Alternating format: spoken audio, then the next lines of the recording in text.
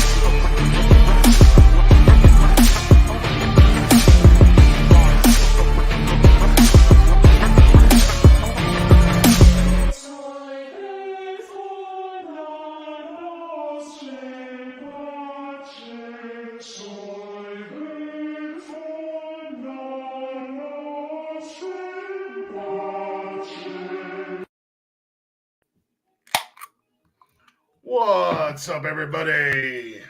Tis Saturday. And yes, it is a little bit earlier than you guys have grown accustomed to, but never fear, we are still here.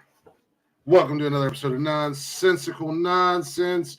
Yes, we are going live at 6 o'clock on a Saturday. As I said last week, we making some changes on the show. So we are live here. It is 6 p.m. I know. Judge me if you will, but it is what it is. Welcome to Nonsensical Nonsense. I'm Glick. You already know who I am. But for those of you who don't know who I am, we got Tony D in the house. He'll be joining us here just momentarily.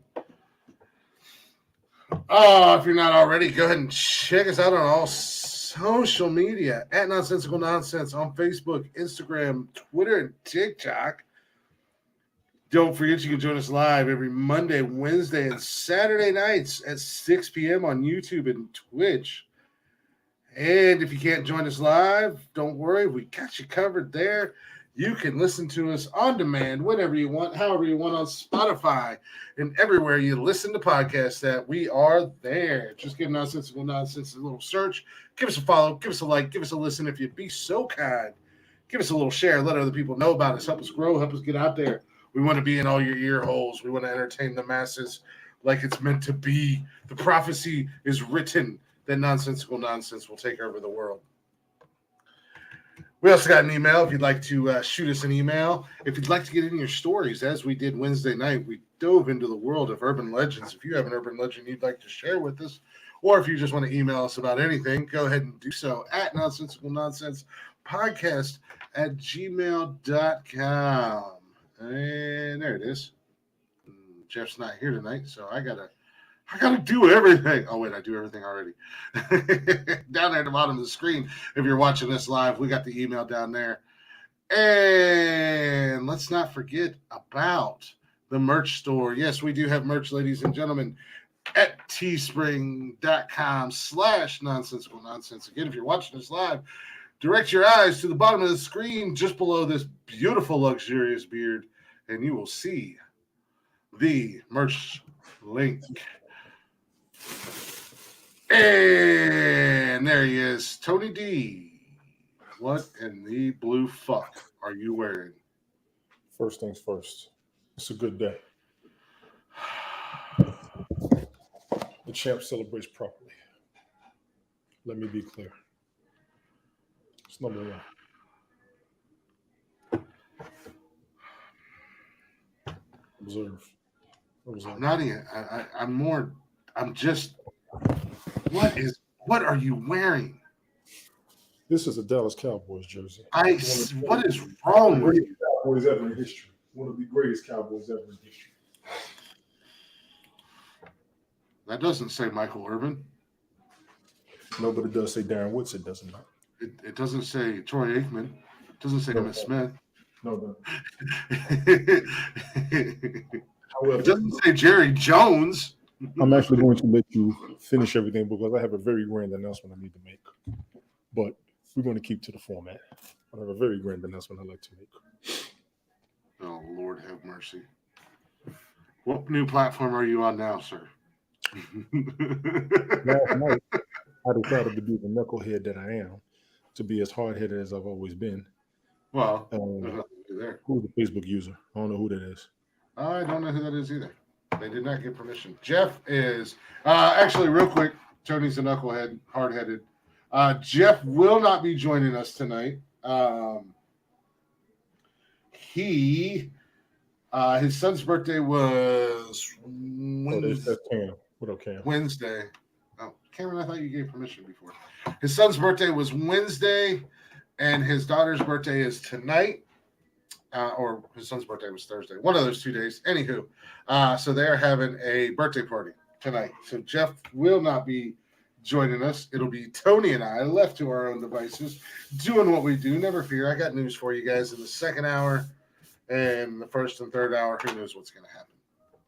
So, sorry, did not mean to interrupt you. What is your grand news? Last night, having a conversation with my folks on their time, I decided to try to go back into reach.me, and I was able to. What's reach.me? That's, again, so I called it 100%. Your grand announcement was you're yet on another platform. Actually, Ted checked it out today. I wish we went live real quick. I wish I could live those in of us that used to be on Haps, all of the former platforms were there, including TikTok and Reddit. And as an added bonus to my excitement, we also went live on Instagram at the same damn time. Oh boy. Stephen Wonder, how you doing? What's going on, Steve? So needless to say, I'm working on getting back onto Reach. All of our former house broadcasters. This better be on the popular moment. I'm gonna need y'all to be ready. I'm gonna need y'all to get situated. Actually, I'm not gonna lie. I don't know how the new platform set up. This was a prediction that I had that it was going to come back and that was going to be back. That we'll be able to get back in there. So it kind of got me crunk. But I still got some troubleshooting I got to do with some nooks and crannies I got to look into. Just being honest. But it got me kind of that I was able to get back in. Could not get back to doing what the hell I used to do in the first damn place back before we shut down. What is Reach?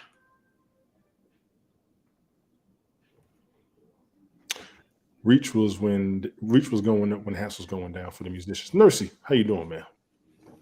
What's going on, Nursey? Hello, Steve. Reach was going up, and they was only allowing the musicians in there. Everybody was might have to give, yeah. So I'm like, I was just gonna wait. I said I was gonna give it 4 months. It went down to May, June, July, August. It's 3 months. I'm actually excited. I really am. I'm ready to get back in there. I posted a link for all of y'all who's on airtime with me. I'll put a link in the chat. See if y'all can jump on, see what you can find out about your own. If we can't do what we used to, that's fine. But I think the potential's there. I'm pretty optimistic about it. Quite frankly, I can't wait. Because y'all know me. You're a hard-headed, stubborn-ass motherfucker just does not know when to learn. Let's go back onto an app just like Haps. And guess what? It's going to be the same silly nonsense. Well, that actually, it's never stopped. It's just been on other platforms. Including here. I nipped that shit in the bud. I notice once I laid down the law, all them scared little puppy dogs run away. Well, they ain't ready.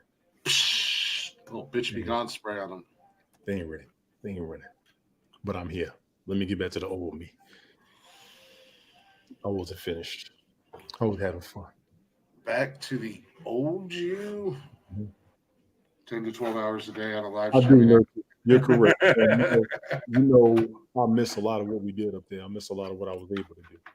I think that's a lot of my excitement. I miss what I was able to do. And the opportunity to have it back got me crunk. I'm amped. I'm hyped. I'm ready. I'm geesed. Use an old 80s phrase. I'm geesed. I want you. Geese. I want you. Geese? Sounds like that's better than being goosed. And not necessarily a top gun goose way, but you know, a little goose on the cute little bitch. Only you would. Well, I mean, that would suck to get goosed. Get your neck broken, die, I'll fall out. Forgot I'm talking to somebody from the country. I'm gonna give you that. What? You've never heard that phrase, goosing somebody? Yeah, give him a little pinch. I'm not from the country. I don't think it's a country thing. I think it's an old school. I heard that shit in the city or the suburbs.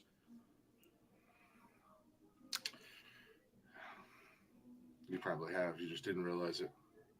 I probably forgot on purpose. You might be right. Yeah, it's just like a little pinch. Giving somebody a little pinch, a little goose. Oh,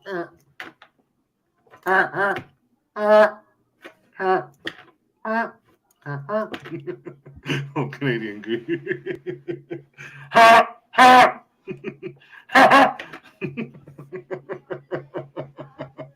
I'm glad you finally figured out which way to point and how to point. It took a while. Somewhere's over there. Yeah, it took a while. Maybe it's a Midwest thing, Nursey. Might be a Midwest thing. I'll give you that. Because I've always heard people saying it. Now, I've never heard geese though. It's an old hip hop phrase that was used once. One of the greatest rappers of all time. It's like getting crunk, like getting amped. Dr. Dre, Snoop Dogg, Warren G, 50 Cent, Snow, Vanilla Ice. Maybe the movie.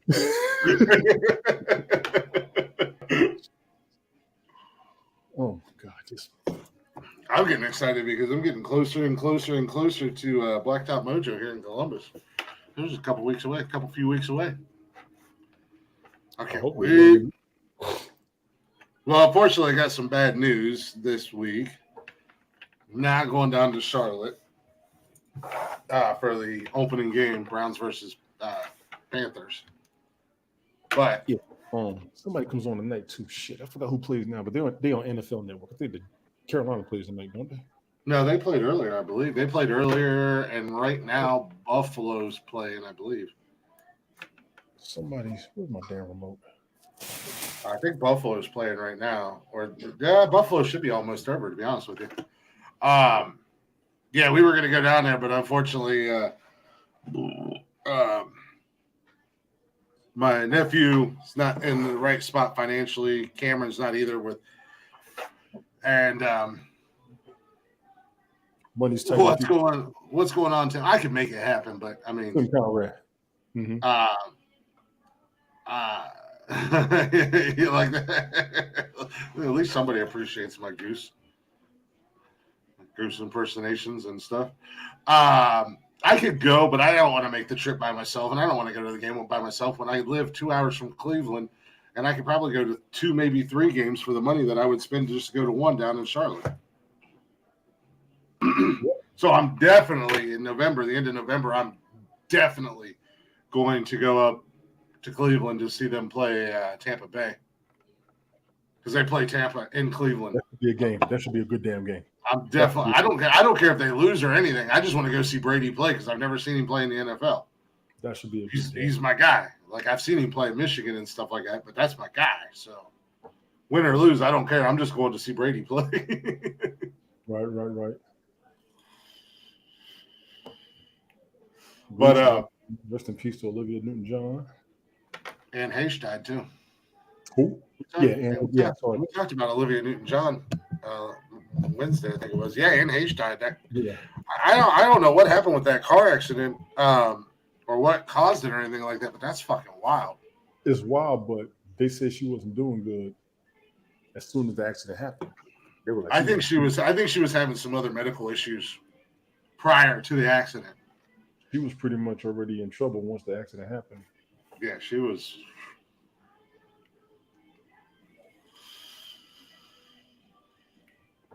No, was it drugs, Tim? I honestly, I don't know. I just heard about the accident. I didn't read too much into it. I'm not. Nothing against Anne Hayes or anything like that, but at the end of the day, you could put her in a lineup with people, and I could not pick her out. I don't think she was on drugs or whatever. Yeah, the accident was pretty bad. That's all I heard. Yeah. That's the biggest thing I heard. Accident was bad. I heard she was hauling. Well, Tim said drugs in the comments. I don't know. I don't know. That's why I don't want to say if there was drugs or alcohol or medical issues or anything like that. I know she was hauling ass. I know she was going pretty fast when the accident happened. But I wanted to ask you about that lady that got in an accident down there by you too a couple of days ago. Did you see that story? Traveling nurse, she busted through a red light. The light was red for through the intersection, killed like 5 people. By me? No, you would have fucked the car up. She wouldn't have survived. You hit you in that car. No, it was down in California.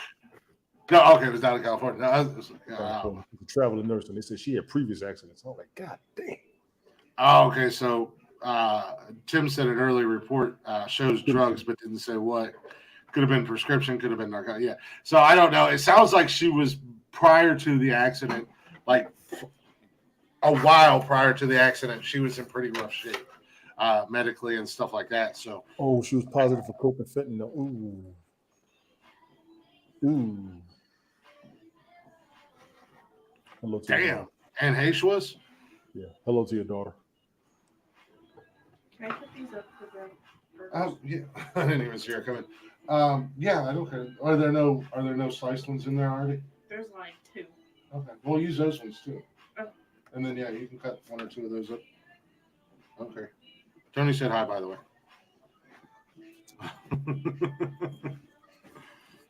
That's my dance partner. That's my dancing partner. Tony sees you. He's dancing with you. He said that you're his dancing partner. At least somebody will dance with me. Well, You're boring. I'm not going to do TikTok dances with you. I don't know how to do them. Maybe Tony will do TikTok dances with you. You guys can make TikTok duet each other, and Tony can do all those tricks. Tell the nurse says hi too. Nursey said hi as well. One of the people watching. Hi.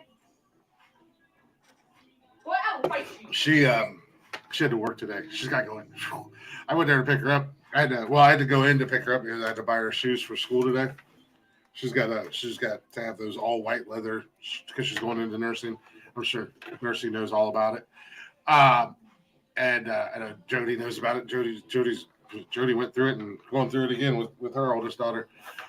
But so she had to have like all white shoes, all white leather shoes. And I said, "We'll see if you guys got them at work. And if you got a pair there that you like, I'll come in today when I pick you up and I'll just buy them." Man, I'm glad she gets a discount at that store because they're like $80-some before her discount. Yeah. Just plain white Reeboks. But them soles got to be thick or they're going to walk the hell out of them shoes too. Mm-hmm. But thank God for her discount because after her discount, it was like $48. I was like, thank you for the discount, Austin. Take every discount you can. I just got to take her Monday. Monday, I might be coming in here hot, coming in here sliding sideways onto the podcast, Fast and Furious style. This is what I meant about we have 2 left. Oh, we have one in each jar. Well, how the hell did that happen? Okay, fair enough. You got them little pieces down there. They're just making cheeseburgers for dinner. So I was like, Yeah, pickles. dance over the food and make it cook faster. Tony said trust me, she's dancing and singing. Nothing. Mm-hmm. Yeah, she gets a pretty good discount at the shoe store she works at. So, but she works at Journeys. Yeah, Journeys. Yeah. Pretty much the last stay in the shoe store because Foot Locker and Foot Action going down. Foot Action, I haven't seen it in a long time, but Foot Locker, hell, we have Foot Locker in our mall here, and our mall's basically barely on life I support. haven't been in a mall in a while, so. We just got a little mall. We just got a little mall here in town, but the thing that's keeping that mall going is the fact that it's they have J.C. Penney is one of their bulks, one of their anchor stores, and Dick's is their other anchor store. Right. So, we got Journeys. We got Foot Action, Foot Locker. We got Foot Locker in the mall. We got Hibbett Sports too. Oof, I haven't seen a Hibbett in forever. Actually, I think there's still a Hibbett Sport back home where I grew up at. I think there's one up there, but that's a standalone store. Journeys has some cool shoes, but God, man, they're expensive. I'm not a skater. There's a store for they don't have just skater shoes in there. They've got they got the Chuck Taylors in there, the Converses, and the classics. and then they got the Crocs and the new Hey Dudes and stuff like that. Look, my girls are getting on me, wanting me to get a pair of Hey Dudes, and I'm like, I don't know, man. But then I was me and Cash. Yeah, Cash and I were at the barber today. My barber, he had a pair, and they're like, they're not ugly shoes. I just don't think that they're very comfortable. He's like, they're actually super comfortable. I wear mine all day long here at work. And so I was looking at them when we were up there at Journeys today to get her and everything. And they got a style that's looks like a work boot. A Hey Dudes, and they're black. Yeah. Yeah, and I was like, oh man, they're all black. I could wear them at work. And I was like, those are ugly. You're not buying them. I'm like, you want me to buy these ugly Hey Dudes, but you don't like these ugly Hey Dudes? I was like, what the hell? It don't make no damn sense. Right. Smoke just went live on Instagram. But I could, like I told her, I was like, I could actually wear these at work, so it'd be cool. But now I just gotta get her. So yeah, Monday I'll be coming in here hot, sliding sideways, hopefully right at 6. Because I gotta pick her up after school and head out to Zane Tucky and get her scrubs for school.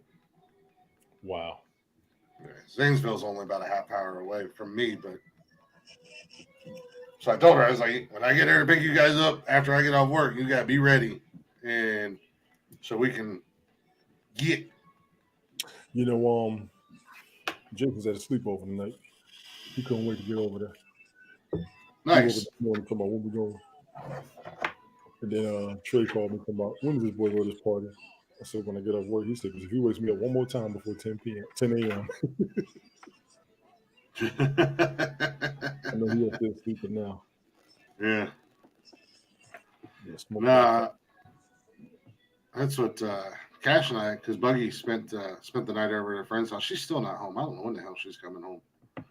But Cash and I got to spend we spent the whole day together, man. We went to the barber, and they were busy, so we were there for a hot minute. But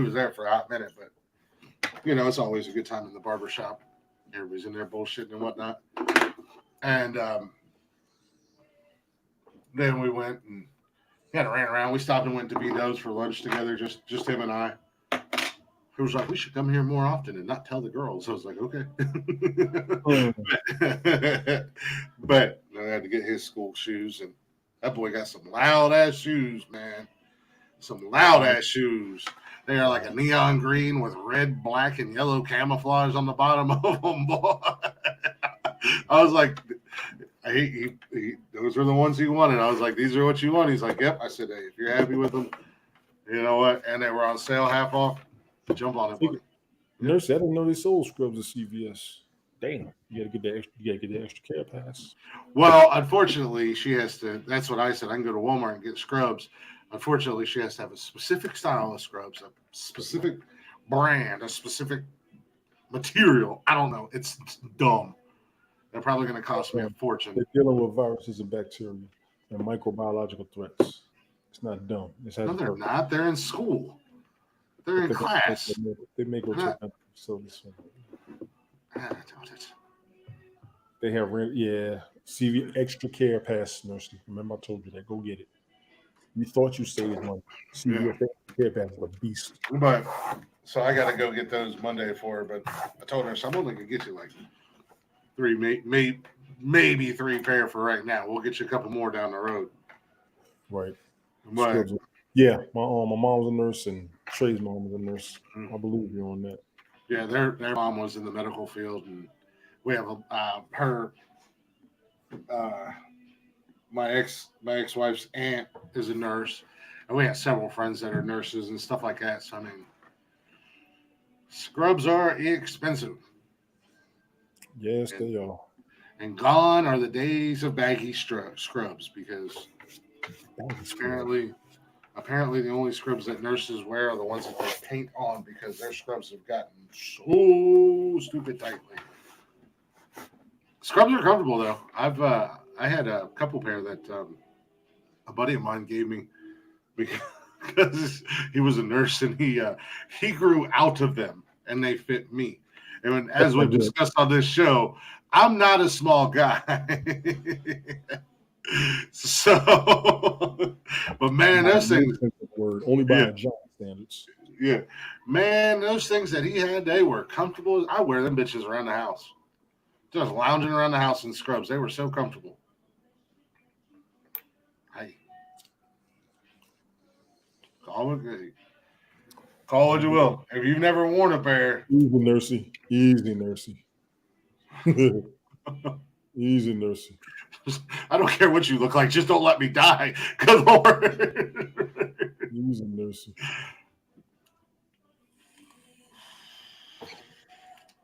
Yeah, I don't care what the nurses and doctors look like. Just don't let me die. That's all I ask. That's the only thing I ask. The first thing we're gonna ask for. Am I gonna make it? I don't need you in the damn locker room for 20 minutes while I'm bleeding out because you had to look sexy on the floor. Too sexy for your injuries.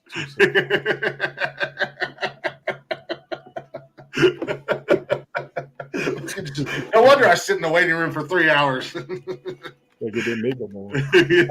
When I went to the hospital in 2010, and this one nurse came in there. I guess she was checking on me. She came on. She walked toward me. I said, "Girl, you know I don't feel good. What you doing?"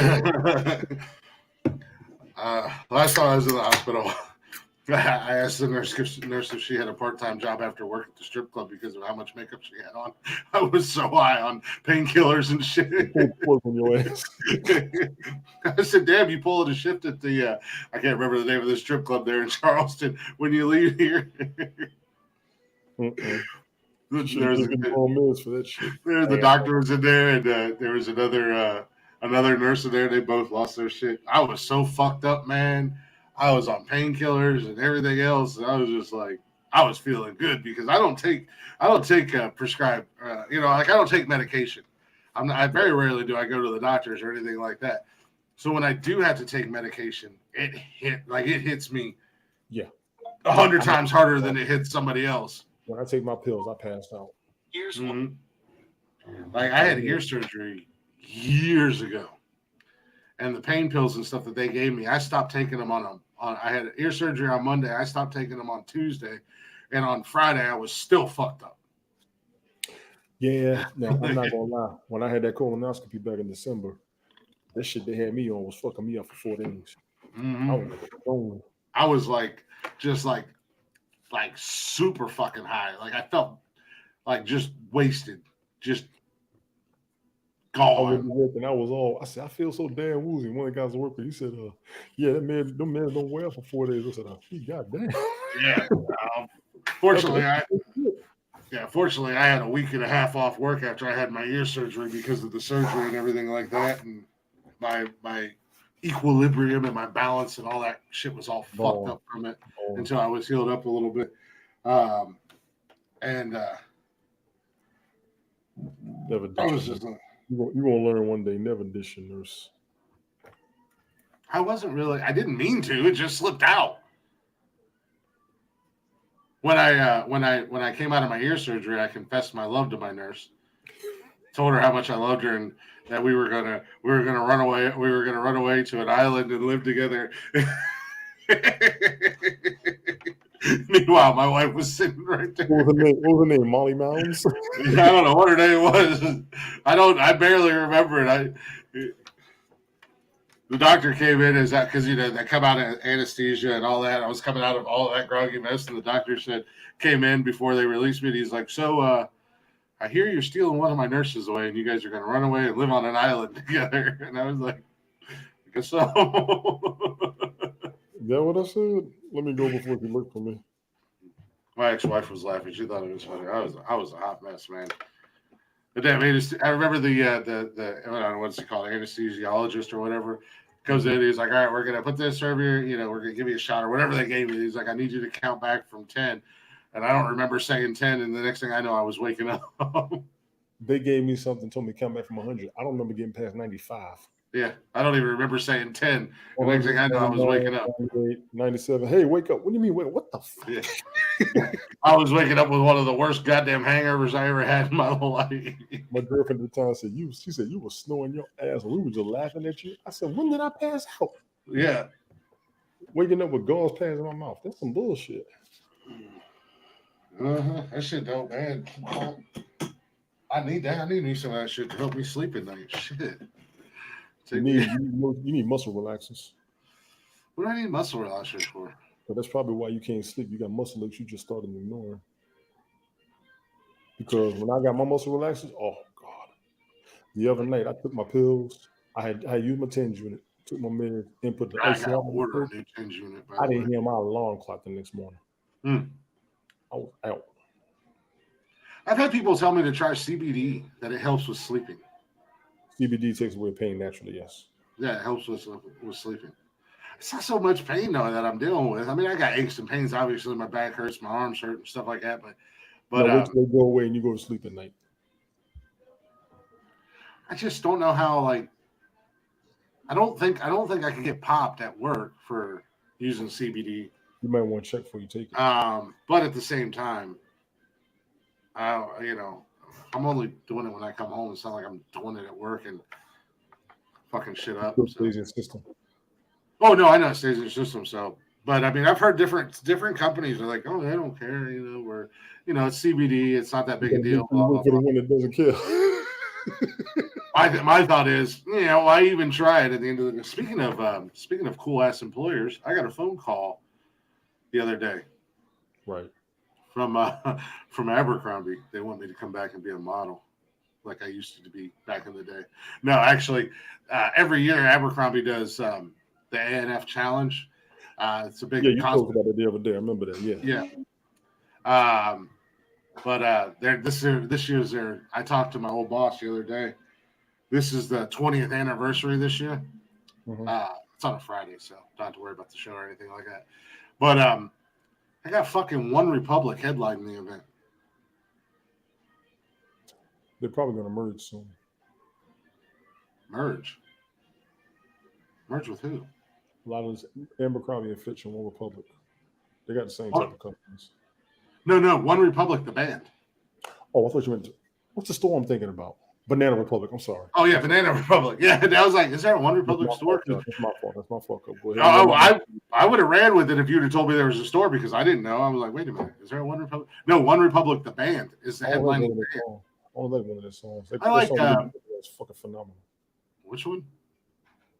It's too late to apologize. Oh, with Timbaland. They've got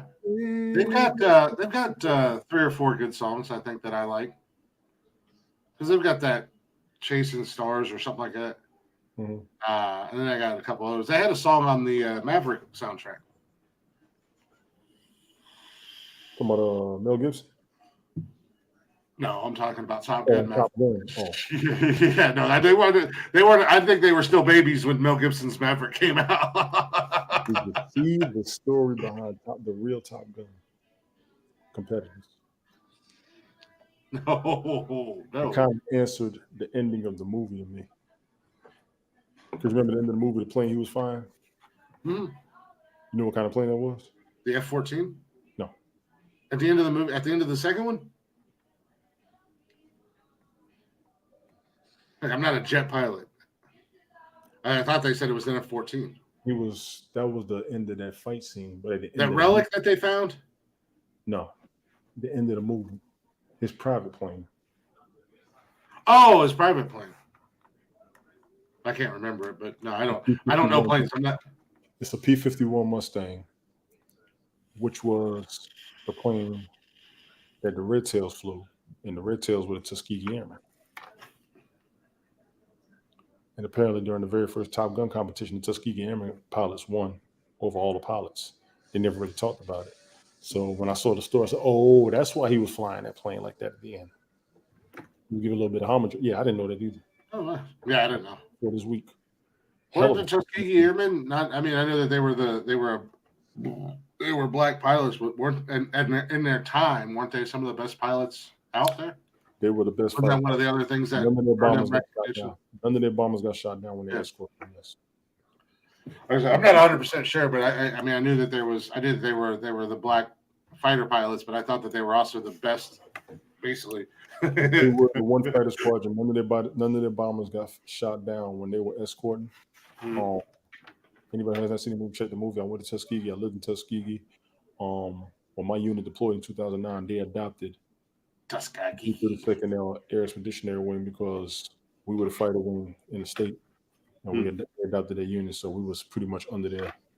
Technically, I classify almost as one because I was one of the people that was over there under their unit, which I think is fucking awesome. Absolutely awesome. But I never knew that about the gun. I never knew that before this week. Anybody who hasn't seen the movie, go see that damn good movie. I don't give a fuck. I say probably a lot of people, unless they have a military background or military knowledge or anything like that, probably wouldn't have put two and two together. But nice little. I saw it on TikTok. Nice little history lesson. Yeah. Well, no. At the end of that movie, if that was why he had that plane, that's a nice little tribute. For me, that's what I put into that. Yeah, that was a nice little hop was doing there. And that Dark Star plane is a real plane too. I didn't know that either. Which one? The Dark Star plane. The 5th generation photograph. The one at the beginning? No. The ones he had, the 5th generation fighters, he had to fly from when he was in 14. Those were real. Okay. I didn't realize they were real for real, but good God, Emery, that thing was up beach. That plane was a monster. Yeah, like I said, I'm not. I don't know a whole lot about airplanes. I used to be a little bit of a jet junkie. Well, weren't you a? There were 4 jets I wanted. I said when I get rich, I was gonna buy one of each. I wanted them. I wanted the SR-71, the F-111, F-14, and F-16. Build me a little pedestal so I can just set it right there. Your beard's in the way. There we go. Weren't you a pilot, an aircraft pilot or something like that? No, I'm an aircraft mechanic. Aircraft mechanic, not pilot. That's not a pilot. I meant mechanic. Hey, Miss Chris, what you doing, girl? I did fly once though. That was fun. You flew, or you were co-pilot, or like you got a ride? I was a co-pilot, but I flew. Nice. That'd be pretty good. Those things terrify the hell out of you. Because of Chris Technician for sharing. Did he share or did he like? I'm not going to disagree with you. Oh, he shared.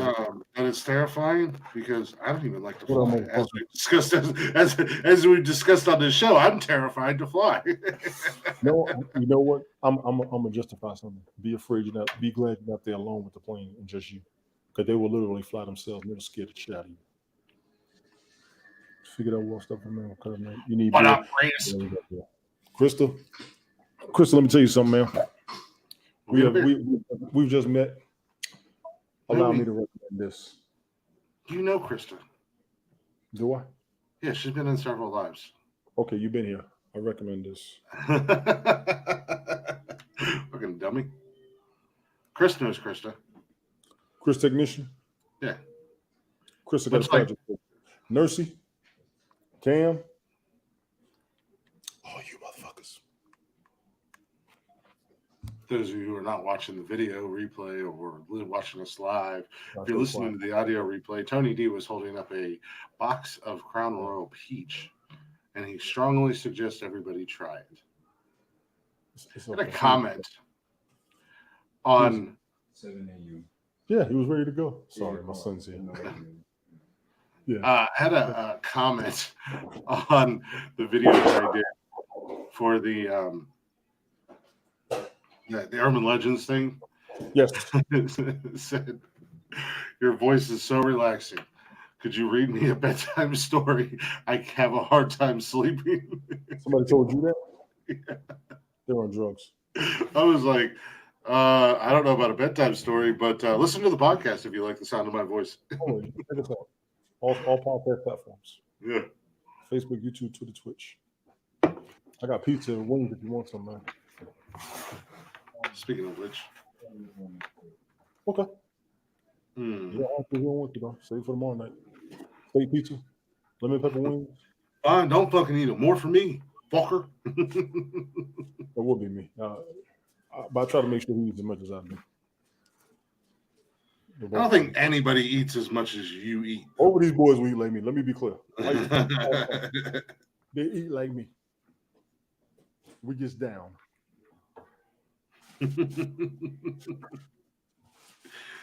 Well, we went to Cash and I went to B-Dubs today, and that kid, he'd act like it was the first time he'd been there. He was like, man, these fries are good. They all get the potato wedges or the fries? Fries. I get the naked tenders with the potato wedges. Yeah. I'm pretty much good. Well, I was trying to get him to get some wings, but he just got a burger. But then when I got my wings, because I don't get hot wings or anything like that. I get I like the honey barbecue sauce. I like the teriyaki, and I like the sweet barbecue. Yeah. But I got sweet barbecue tonight or today when we were there, and I was like, here, try a bite. And he was like, all right. So he took a bite. He was like, damn, these are good as hell, Dad. He's like, I should have got some boneless wings. Exactly. I said, see, I told you. I said, next time I'm getting wings. Right. So he's eating them fries, and he was like, man, these fries are good. I'm like, hey, act like you ain't never been here before, dude. Act like it, but it's been a while. It's an old tape. Hey, Chris Technician, do me a favor. Go to reach.me and figure it out for me. I'll holler at you after the show. But he was like, we need to come here more often. Oh, yeah. Without the girls. I was One like, top and in the place that I'm at. I get steak top and $10. Also got some wings I got to eat. I got my wings like I normally do. We sat there. Making me hungry, damn it. I got my wings. We sat there, ate, bullshitted, watched football because I had the Bears. And The Bears. And the Chiefs were on, so we Yeah, I watched heard that game. I saw Carolina won. They beat Washington. Oh, did they? Yeah, they beat Washington by like 3 points. Yeah, we watched last night. We were flipping back and forth between the Browns and Cincinnati game. Cincinnati got fucking throttled last night. Holy crap! By the Browns? No, by Arizona. The Browns were playing Jacksonville. Arizona throttled the Bengals? Yeah. Wow. Even wow. Yeah, at one point it was 36-9. Oh, Chris Technician. Yeah, the Browns actually. Hey, you have fun and you behave. Love you, girl. Behave yourself. Be careful. Be safe out there. It's a weekend. It's a summer. Be And careful out there. all restrictions are lifted. CDC has lifted all restrictions, so y'all be careful out there. She's in Florida. They don't have restrictions. It's the Wild West out there. The Wild South. Yeah. We were watching the Browns game, and I was like, here's the Browns doing what the Browns do. They were down like 13-0 at one point. And then them sons of bitches scored 24 unanswered points. And our rookies were looking nasty last night. We drafted, huh? They're trying to stay on the roster.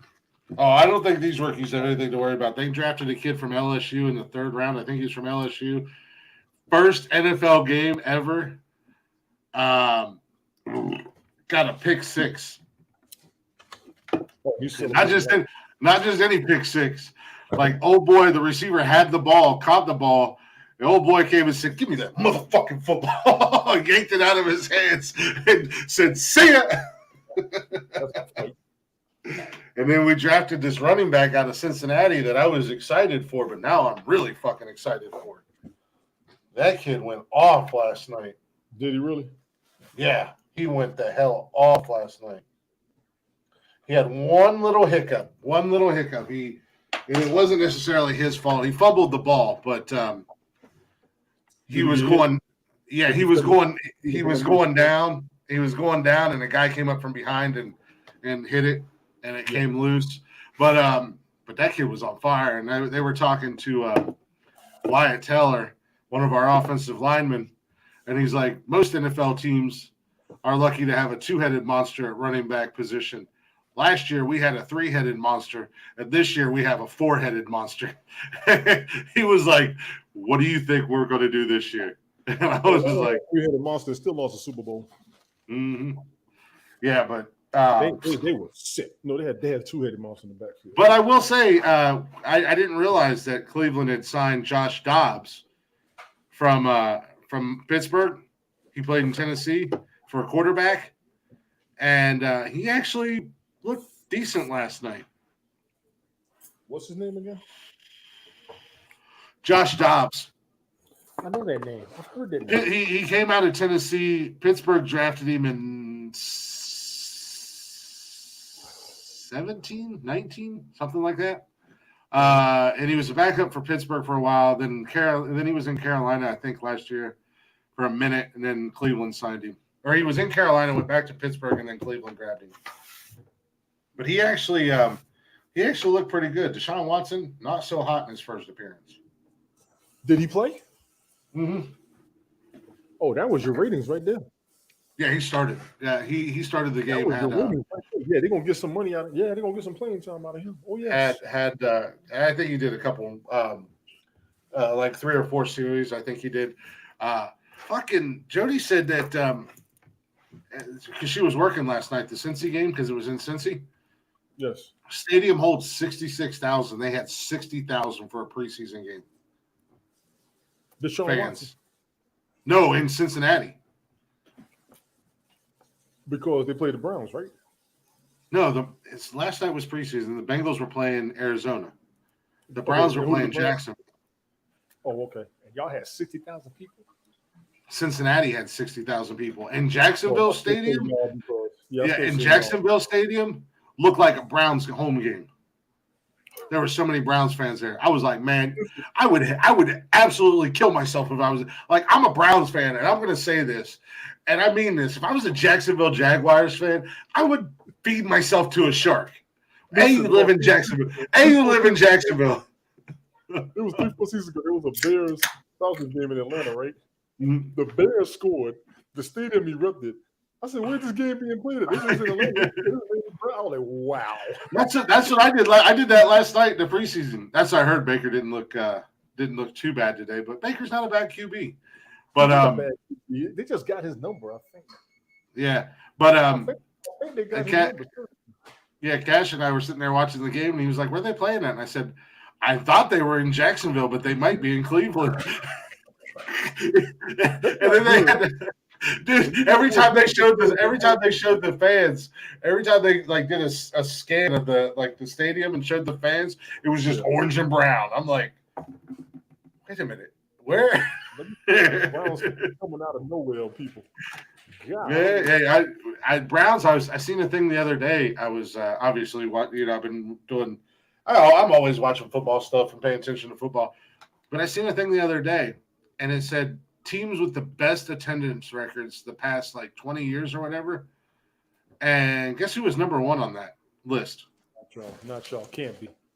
It was Cleveland. It can't be. No Cleveland was number one with an average of like 94 or 95% fan attendance at every game, every home game or whatever. Well, the home fans do be there. That's true. But good Lord. Dude, Cleveland fans are loyal as hell, and we have one of the largest fan bases in the country. It's insane. I don't know why so many people like the Browns. He's a Brown fan. He's a diehard Brown. He got a tattoo. All they do. Come on, but I understand. No, I love my teams, and that's one thing I've always said, and I've always kind of laughed at. Like, why do people get tattoos of their sports teams? Like, I'm never gonna get it. I will never get a Browns. Like these asshole Dallas Cowboy fans that go out every year and go, I'm gonna get a Dallas Cowboys tattoo. This is Dallas Cowboys World Champions 2021. It's like, really? The year on there, you asked for it. Like, really? First and foremost, A, you're a Cowboys fan. B, since the 90s, what have the Cowboys done other than disappoint? Watch the Patriots catch up to them. Watch who? Watch the Patriots catch up to them. Catch up to them with what? With championships. The Patriots got more championships than the Cowboys. Pittsburgh Steelers have more than anybody. No, Patriots are tied with them. I think they're tied. I'll check that, but I think it's 6-6. It might be 6-6 at this point. Well, yeah, it has to. They have to have 6 because Brady won 6 with them. Brady got 6 with them, yeah. Yeah, so they have to be tied. For a long time, it was Pittsburgh. They had 6. Pittsburgh and San Francisco, yes. Let's see here. Pittsburgh and San Francisco. Let's see. Oh, wow. That pulled up the players. That pulled up the players, not the teams. This is kind of a curiosity thing. Go for it. Just give me the. The Patriots had the most Super Bowls. San Francisco's behind them, and then the Cowboys. And then it gets crazy after that. I think the Giants are up there after that. Obviously, Tom Brady has 7. Charles Haley has 5. Marv Fleming, Ted Hendricks, Rocky Blyer, Mel Blount, Terry Bradshaw, Larry Brown, Sam Davis, Steve. About 900 motherfuckers have 4. Rob Gronkowski. Gronk. He got 6. He got 6 by himself. Who? Gronk. No, Gronk's only got 4. You gotta remember, Gronk's young. He wasn't in the league yet. He's got 3 with the Patriots and 1 with the Bucks. Yes. I thought he had more with the Patriots than that. Wow, Adam Vinatieri only has 4. I thought he would have had more. If he'd stayed with New England, he'd have had more. Was it him? No, him and Vinatieri was with the Colts, and then he was with New England. He won 1 with the Colts and 3 with the Pats. Bill Romanowski. Who was the one that switched with him? Adam Vinatieri? Yeah. In New England? Yeah. He went to Indianapolis. Kowski or one of those ski. Yeah, one of those ski names. Yeah, they swapped teams. I was like, why? That made no sense, but what do I know? Here we go. You should be tired of watching this movie. I watched it a lot when you was a baby, trust me. New England has 6. The Steelers have 6. Dallas and San Fran have. Krista almost got in a fight last week. Nice. What? Uh-oh. I just want the damn list, you silly sons of bitches. Special delivery. Gostowski, thank you. The Patriots have been there more times than anybody. They've been there 11. Yeah, hell, they went the past 9. 9 of the past 15 The, Super Bowls. the Patriots are 6-5 in Super Bowls. The Steelers are 6-2. They got a regular NFL record. Dallas and San Fran have 5. Green Bay and New York Giants have 4. Denver, Washington, and Oakland have 3. Miami, St. Louis, Baltimore, Indianapolis, Seattle. Colts. Baltimore / Indianapolis Colts, not the Ravens, have 2. The Ravens have 2. Kansas City, Tampa have 2. Seattle, Philly, Chicago, Jets, New Orleans, Vikings, New Orleans, Jets, Bears, Eagles, and Seahawks have 1. Super Bowl championship. Super Bowl championships. The Seahawks are 1-2 there, and the Eagles are 1-2. The Bears are 1-1. The Jets are 1-0, and the Saints are 1-0. The Vikings and Bills both been there 4 times, no Super Bowls. Bengals have been there 3 times with no Super Bowl. The Falcons and Panthers have been there twice with no Super Bowls. Chargers, Tennessee Titans / Oilers been there once, no Super Bowls.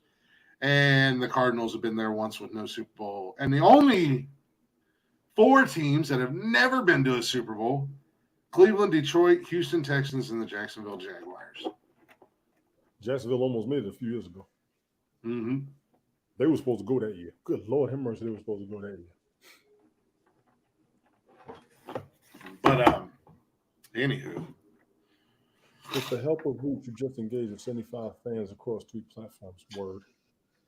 What? I'm just reading. Ted messaged me. Let me know he shut that broadcast down.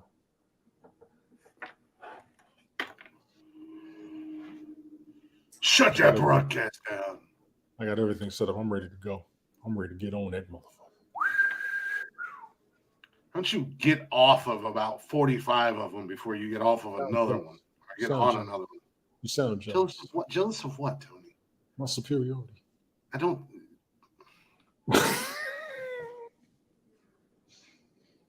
The fact that you have to be on that many for people to see you. I really don't. I'm on one platform. Stop. I don't. I can get on TikTok and absolutely kill it on TikTok until some jackoff comes in there and gets their feelings hurt. I mean, or some jackoff from the past. How you can kill it on TikTok? How you can kill it on TikTok? You ever been in one of my TikTok lives? No. Yeah, exactly. You been on mine? You been on mine? Yeah, I was in one. You're not on there that often. Mm-hmm. You were live on there one time. I popped in and said hello. You know that last one I did? I had music playing. They muted it. On TikTok? Uh-huh. Really? Mm-hmm. That I didn't know. Chris Technician has been in my Periscope lives. I don't know if he's ever been on my TikTok lives. Dude, I used to have so much fun on my TikTok lives on my main account. There'd be so many fucking people in there, and we would just be having a blast. That's what pissed me off more than anything. Because I was able to transition from Periscope to TikTok. Chris, I don't know if I am. Sorry, go ahead. I'm listening to you. I'm listening to you. Chris. I transitioned pretty well from Periscope to TikTok, considering the fact that I had to create almost a whole brand new following. I am Chris. You should be following me too. On TikTok, but man, we used to have fun. There was always so many people in my TikTok lives. And now you gotta get 10,000 to go live or something. I gotta figure out how to go. You gotta have 1,000. Oh, on your laptop? Yeah, I don't know. I want to go on my laptop. Yeah. Yeah, I don't know how all that works. I'm not really too concerned about it. I don't. You gotta. Anymore.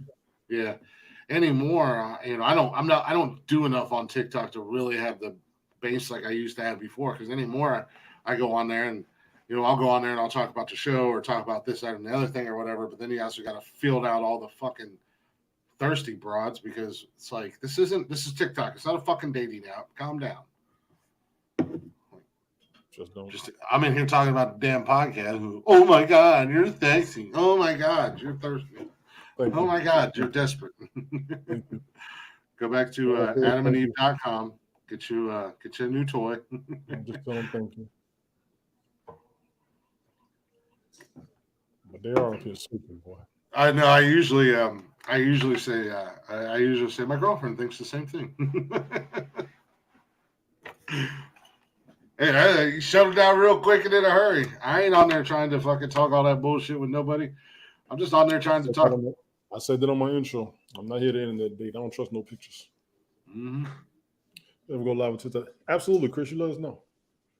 Pena wants to go up there live. He's dying to. So you already know the three of us will be a problem. The three of who? Okay, oh yeah, good. Chris, I am following you because I've been in. I've stopped by and watched a couple of your lives and said hello and talked to you for a few minutes. The three of who? I haven't been live on it yet. I've seen Helga up there and I've seen Pena. I think I've seen. Bastard will send me when he does his. I have my notifications on. Just don't know. I don't really get them. TikTok's been really weird lately. Like I'm not getting any notifications right now. Not even like people liking videos or commenting on videos or anything like that. I'm not getting any of that stuff. Too, so. I don't know. What do I want to do?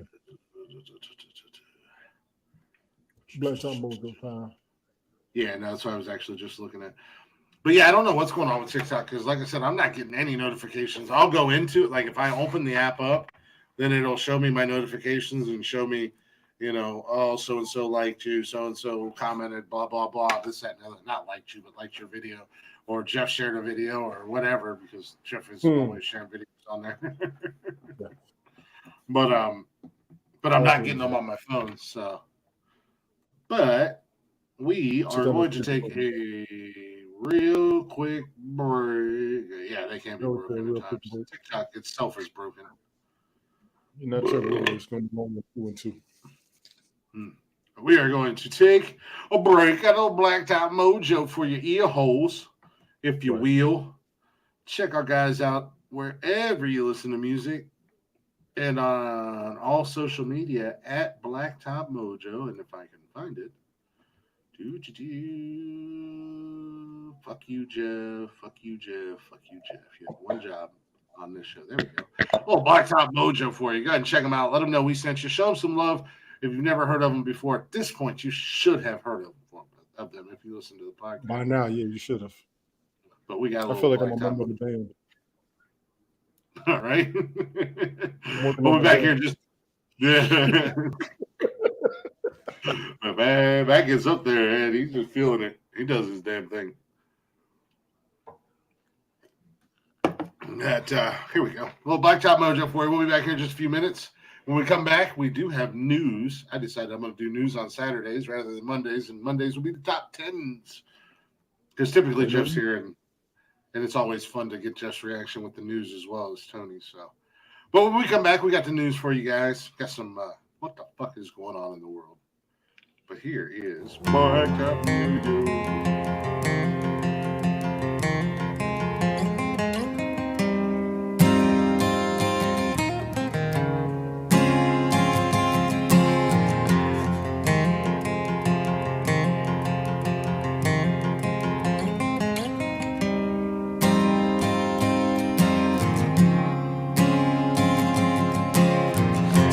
Up now, darling, you're growing faint. My technicolor view is turning gray. And twist the antenna around. Is there something wrong? There's nothing but white noise now. The signal's gone. Gone, gone, gone.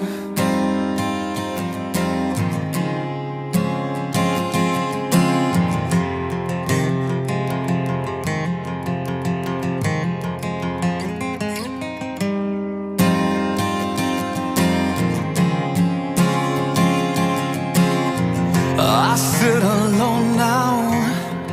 The screen is cracked. I hit the site again, but the picture won't come back. I tried to wait it out, but I fell asleep near dawn. I guess I won't know how it ends. The signal's gone, gone, gone, gone. Gone, gone, gone.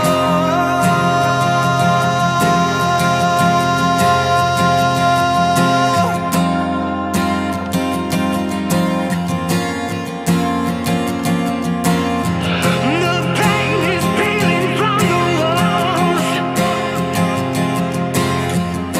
and time makes fools of us all. Where did I go wrong? Where did I go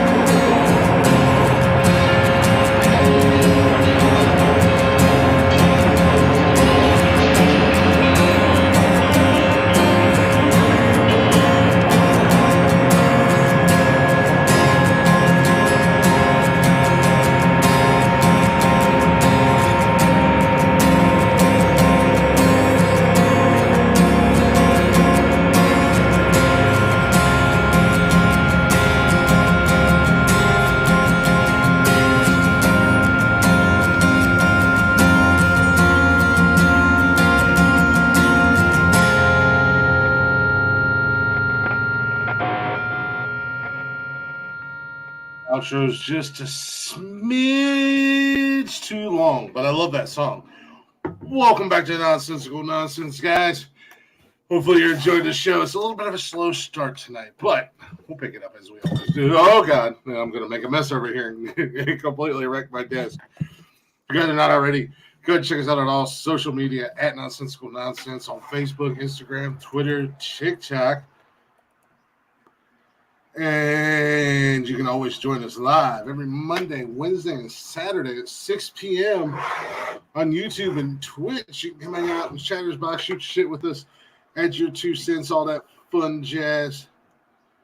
And if you can't make it to the live show, don't worry. That's okay. We got you covered. You can listen to us on Spotify and basically everywhere you listen to podcasts at. I learn of new places every day that we are located. Whether from a listener. I say shout them out. Shout out what? All the podcast platforms. Well, Tony, I would like to, but that would be a podcast in its own. There's a lot of them. Like, for instance, the Apple and Google, Apple Podcast, Google Podcast, Good Pods, Anchor, fucking Spreaker. I mean, I don't know all of them. I don't even have all of them. I think it would help, honestly.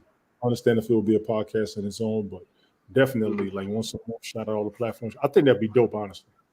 And I will say that because there are people who don't think we get up to people when they base it only on the views, but don't realize how many people are listening to us. You can't see the listeners; you can only see the views.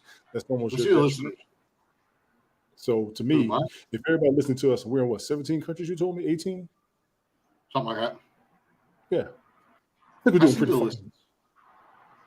I see the listens. I see how many people. It doesn't matter what platform you listen on. It shows up on Anchor. Anchor does all that, so it shows me. Right. That's why I said I pushed the podcasts like Spotify and the replays more than I push the live. I don't, lives. I enjoy the lives, but at the end of the day, the more replay listeners are going to drive the live listeners and bring that up. That's why I'm so hard on you guys about sharing the Spotify link and sharing the link when I post the Spotify.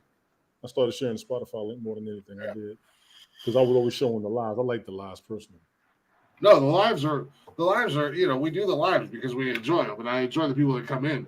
But my main focus, as far as getting listeners, as far as where the money's going to come from, the money's going to come from the Spotify or the podcast platform listening views or listens. Yeah. Not so much the views on here. The views on live will come with the more listeners that you have that listen to the replay, because that's why I say you can join us live every Monday, Wednesday, Saturday on YouTube and Twitch, 6 p.m. And then one time they're going to be home and they're going to go, oh my God, I'm following these guys on YouTube and they're live. Let me hang out with them while they're live. Yeah. So check us out wherever you listen to podcasts, all social media. Get in the chat. Come hang out with us on YouTube and Twitch. Go ahead and search up Nonsensical Nonsense. No, Get in the the chat. other way. That way.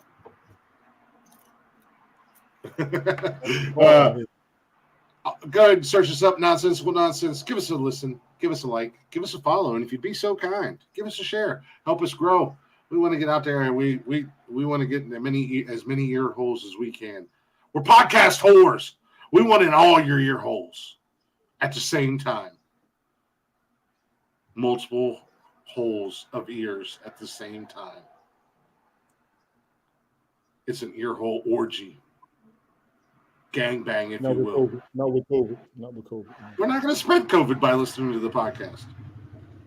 That'd be a new one, though. Give them a day or two, and they'll probably say, if you listen to podcasts on your phones, you're going to catch COVID. So when you listen, make sure you wear an ear mask.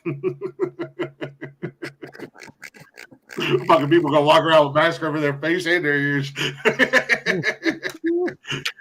I don't want to get infected by nonsensical nonsense. We've all had our shots. We're all, well, except Jeffrey. We're all fine. You're not going to get infected by nonsensical nonsense. The only infection that you're going to get. I've had more inoculations than most people can pronounce. Yeah, so. The only infection you're going to get is an infection of laughter and joy and happiness, because that's what we bring you. Pleasure for your ear holes. And links. So, yeah, Google us. Listen. Love us. Love us. Love us if you know what's good for you. Sorry. Anyways, we also have an email, nonsensicalnonsensepodcast@gmail.com.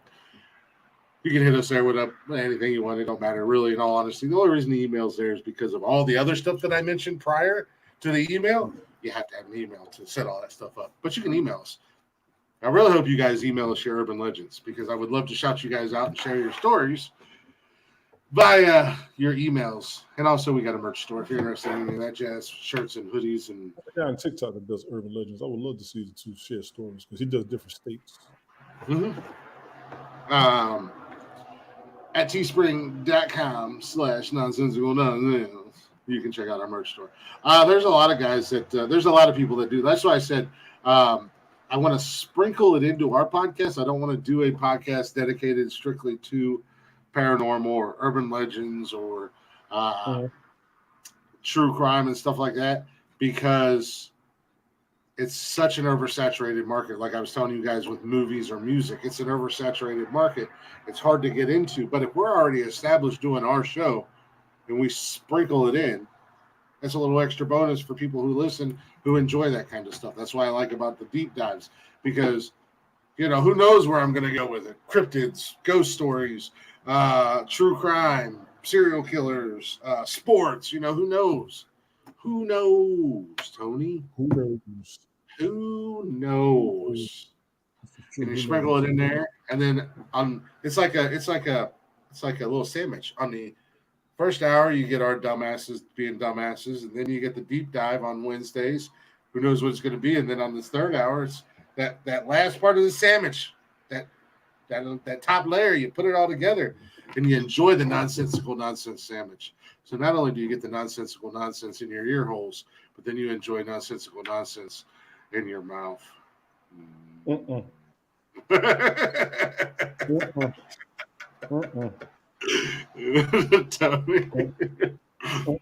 Guys, sometimes I say and do things just to get Tony's reaction, because sometimes his reactions are absolutely priceless. Which brings me.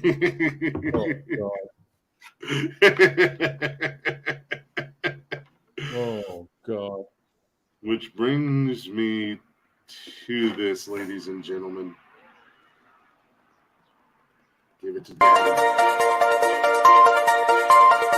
Audio Jungle.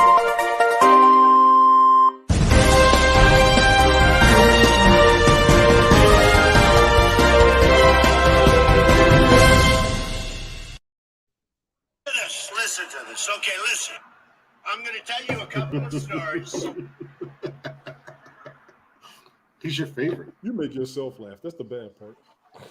I do, man. You make yourself laugh. I can't say No, nothing that's- because when I play that no fighting clip, I'd be laughing my ass off. Mhm. No fighting. No fucking fighting. No fucking fighting. Well, let's man, maybe I shouldn't have turned my AC off.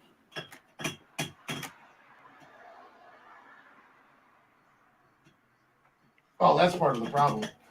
My fan's not even working. Operator error. It's kind of, we're getting some cooler nights and cooler days. Not like it's like in the high 70s, low 80s up here. So I figured if I could open the windows on, turn the fans on, and give my AC a little bit of a rest, I'm going to. There we go. That's better.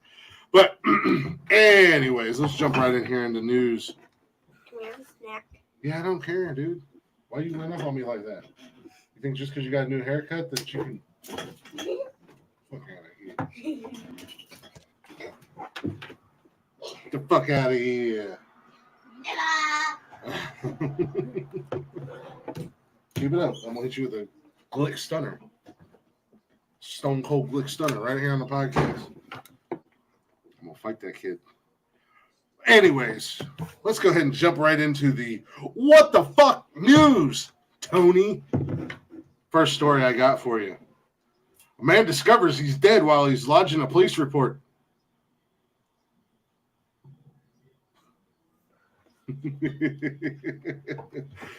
A man went to file a police report about a missing deed under his name, only to find out that he's been listed dead.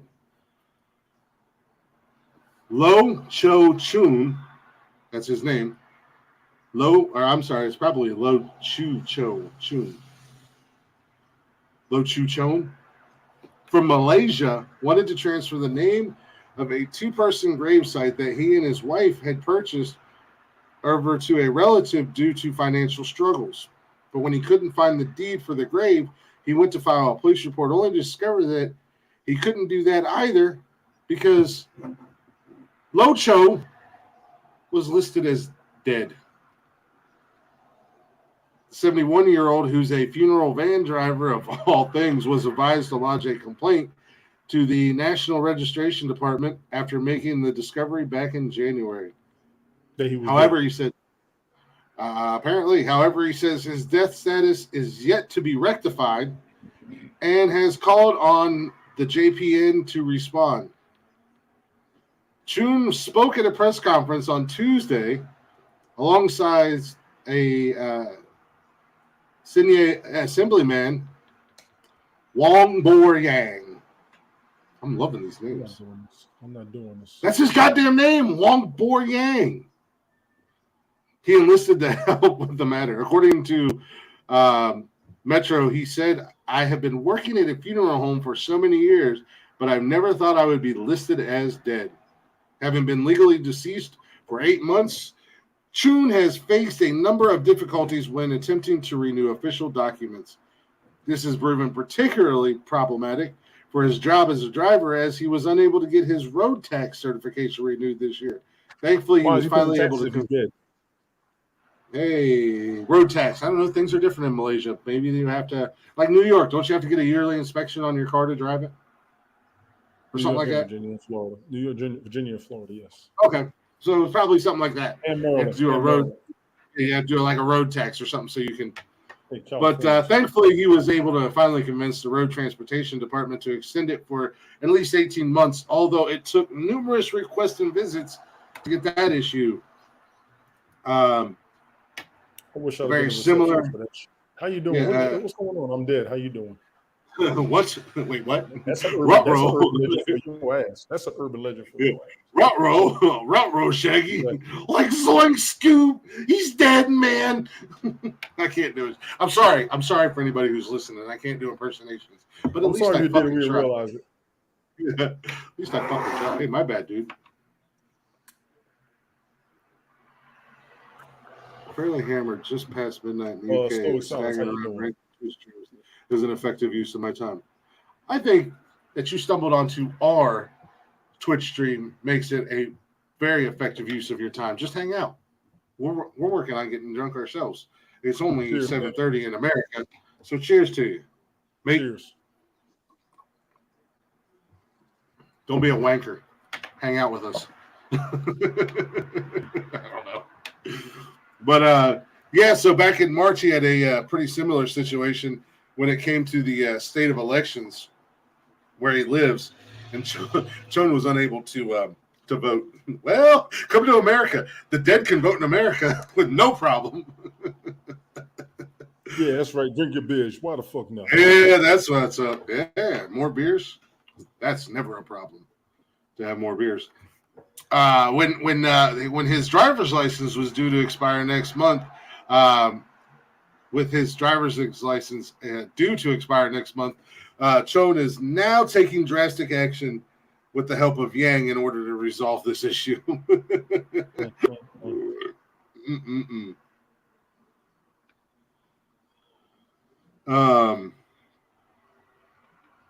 What could you imagine? You go to renew your license, or you go to get your sticker for your renew your registration, and they're like, "Mr. You mind if we check your blood pressure? How about you, Mr. Tony? We don't mean to aware you or raise any warnings or anything like that. We don't want to, bother you, but you're dead." Oh, I don't think I am. Boy, that's a I'm standard here. for your ass right there. You're right. I don't feel dead. Who are you to tell me that I'm dead? The hell is you talking about? I don't feel dead, but I guess if I'm dead, I'm done paying your silly taxes, and I'm done doing a whole. Matter of fact, when you pull me over, they can't even arrest me because I'm dead. If I'm dead and I'm registered as dead, I'm going to go on a bank robbing spree. I'm not going to hurt anybody. I'm just going to go rob a bunch of banks. They can't convict a dead man, can they? I'm just saying, if I hit the lottery, they can't tax it. I mean, robbing banks are kind of like hitting the lottery. No. Let it be known, First National, if I'm ever dead and still wandering the streets, I don't even know if First National is a real bank. It is. Let it be known, if I'm dead and wandering the streets, I'm robbing you. I'm just saying, if I'm dead, just give my money. In 2003, only 8 weeks. Oh, I'm sorry you had to go to Texas. I mean, states are cool, but I'm sorry you had to go to Texas. I think there's a bit of a culture clash there, old chap. Yeah. Dead Man Robs Bank.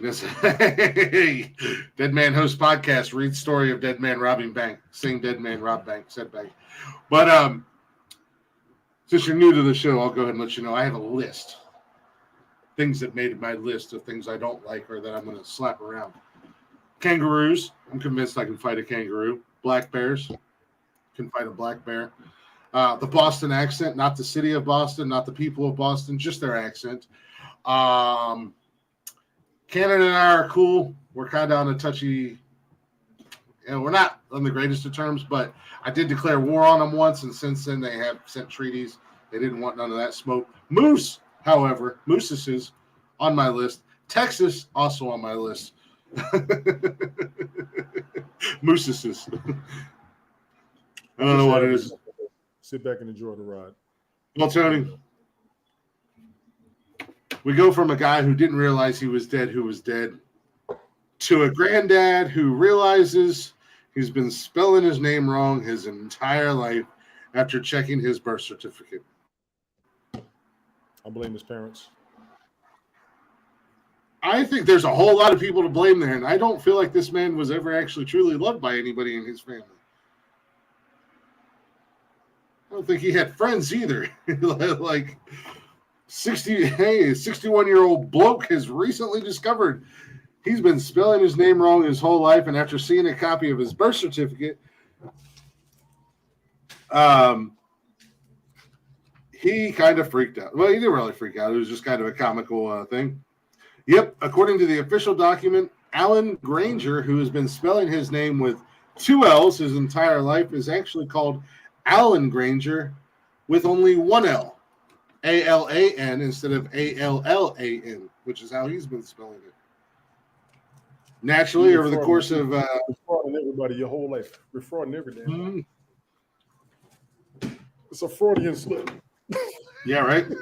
Naturally, over the course of his 6 decades on the plan, Alan has racked up a fair amount of legal paperwork, including his driver's license, wedding certificate, which both have his incorrect name on it. Guess who's not legally married, Alan? Run while you can, homie. Grounds for divorce. Like Get the hell out. What? There ain't no grounds for divorce. They ain't married, really. He's not Alan with 2 L's. He's Alan with 1 L. The chromosome. And in a more permanent move, he has also got 2 tattoos with the misspelling on Unlucky Pal. And they purposely spelled unlucky with 2 L's and pal with 2 L's, trying to be funny in this report. Unlucky Paul. Yeah.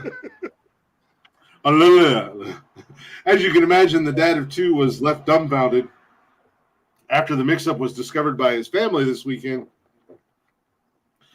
Alan reckons the mistake must be down to whoever filled in the birth certificate, as he insists his folks always spelled it with the double L. So apparently, question. Yeah, Alan or Alan, to give him his legal name, said, "I couldn't believe it. I've been spelling my name like that all my life. When my daughter said that, I thought she was winding me up.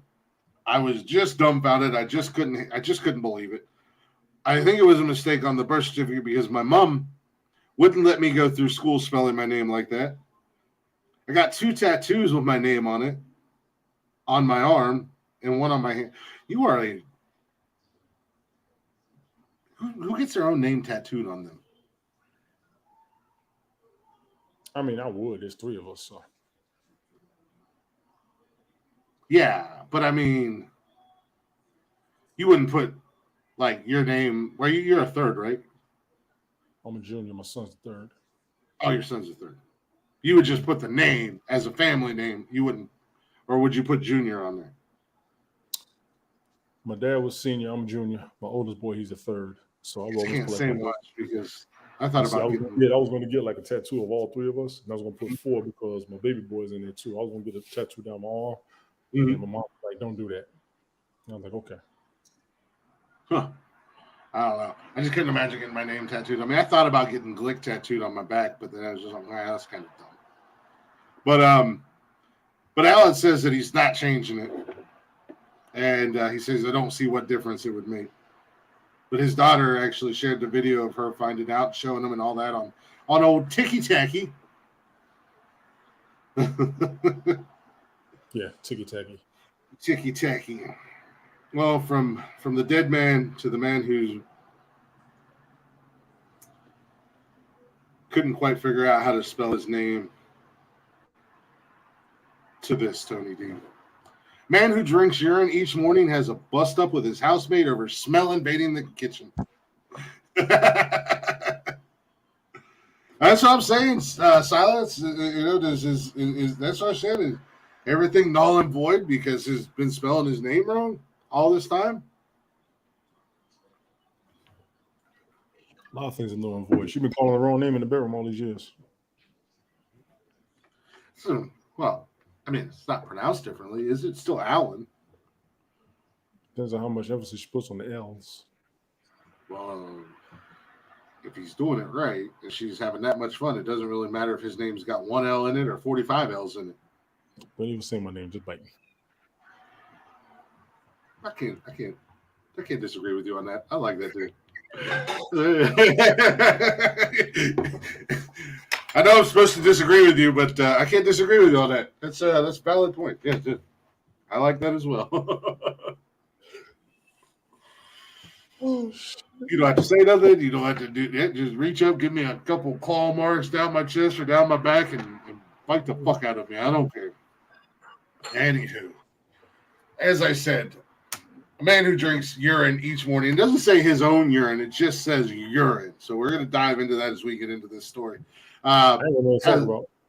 Yeah, has a bust up with his housemate over the smell invading the kitchen. But the man whose morning routine, excuse me, sorry, includes drinking. Oh, okay, drinking his own urine has revealed that his unusual habit led to a bust up with his housemate over the smell. Brother Sage has been drinking his pee for almost 20 years, claiming it is a cure-all. Despite the lack of any scientific evidence to support the practice, the 68-year-old is so convinced by urotherapy, he's now selling a course for £280 in which he helps people to unlock the secrets of their wee, believing it can be used to treat everything from cancer to sunburn. Sage from Colorado, U.S. said, I wake up in the morning and I'll drink what I saved in the night. Most people will drink it first thing in the morning, and people who are fasting or on detox will do looping, which means everything they collect will be drank throughout the day. The cleaner you can get your diet, the better it'll look, smell, and taste. Of course, storing pee in the house doesn't come without its pitfalls, especially when you're sharing a house. He continues, it's a good idea if this is your lifestyle to check with the potential housemates so they know you do this in your room, bathroom, or in the house. So there won't be that moment of surprise. I do urine therapy. I was given this information a few months ago, and I refuse. Manny Pacquiao is known for doing this. Yes. Oh, really? Yes. Apparently, it's healthy. Why would you drink waste and consider it healthy? I don't know. Well, I mean, they say that your urine is actually cleaner than most things and good for you. I've heard that for years. Of course, I also believe that's after it's filtered and everything else like that. I don't think you're supposed to drink it straight from the tap, which you could do very easily, Tony. We all grew up drinking water out of the tap before fire hose about 30 years ago. Hey, man. You know who would try this and probably lay on his bed and do it. You know he would. Next news. You know Jeff would. You know Jeff would. Next news, please. You don't like that? You don't like it. I work so hard to bring you good news stories. All right, Tony D. How about this? How about we cleanse your palate with this one?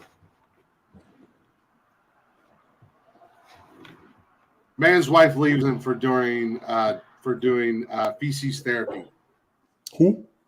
A man's wife leaves him because she's tired of him doing feces therapy. He eats his own feces. I just made that up, actually, Tony. since you couldn't handle the urine story, I just made that one up. Worker tears down luxury homes with a digger as payback for getting fired. A person to be believed to be a former worker has taken control of a digger excavator. If for those of you who what in the actual fuck?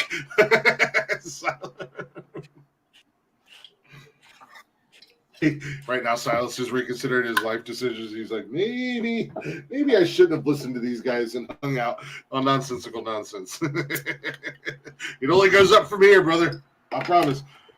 But took control of a digger and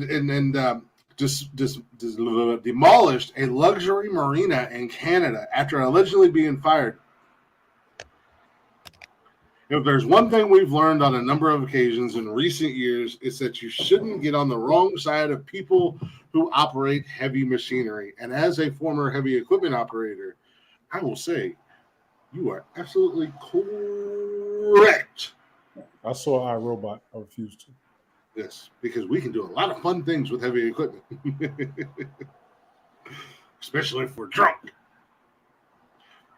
Of course, it's not okay to just demolish things all willy-nilly, like the lad who wrecked the travel lodge in Liverpool back in 2019 over a wage dispute. But it's just smart business to avoid that possibility of that happening.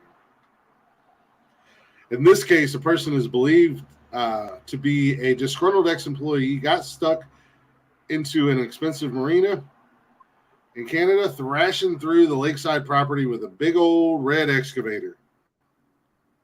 The whole scene was captured on camera by shocked bystanders before the police officers arrived at the Pride of Rousseau Marina on the banks of the Muskoka, whatever, lakes. Words are hard. Who remembers that? Words are When the coppers turned up, listen here, see, the coppers are coming. You got to get out of that excavator, okay? That's what it says in this article. When the coppers turned up, the 59-year-old man was arrested and he was charged with mischief. This fucker destroyed an entire damn side of a house. According to the mischief in question is a significant amount of damage to a bit of pretty exclusive property. The man believed to be a former worker at that very site also been fined the equivalent of 3,200 pounds and is set for a date in the courthouse. There's video footage that shows the red machinery tearing through the second floor of the house. One observer tweeted, "You can't make this up. A disgruntled fired employee from the marina near our lake house snapped and destroyed the entire marina with an excavator." It don't take much. It's a marina. It's all wood. Well, these are but these are based off the pictures. These are big houses. It's a pretty nice house, a pretty decent sized house. So, but again, like I said, it does not take a lot when it comes to heavy equipment. And you remember that Liverpool incident, Silence? So Silence said they remember that. Thanks. Well, Tony D. This goes back to the comment that was made a few minutes ago about just you don't have to say my name, just bite me, scratch me, whatever. Got another story here for you, buddy. Another guy went into a bank with his farm much in it. Construction workers and mad farmers. I got to give you that. That's awesome. The UK got you. Mm-hmm. That's awesome. Hell yeah. Well, Tony D, did you know women have 3 kinds of orgasms?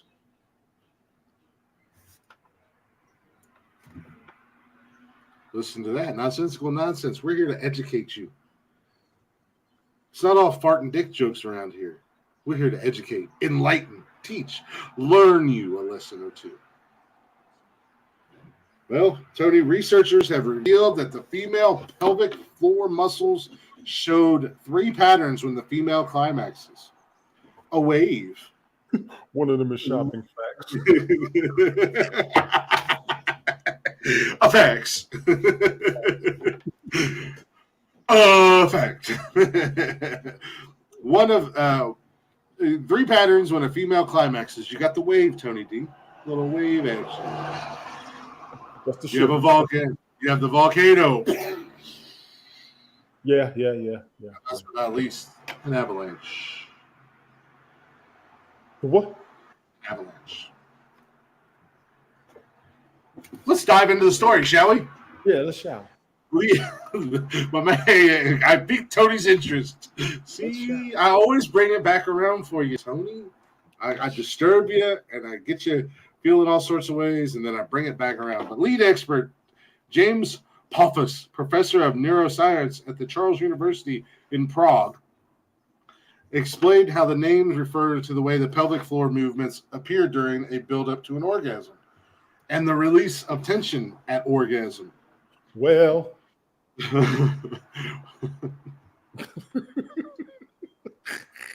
Just in a black church.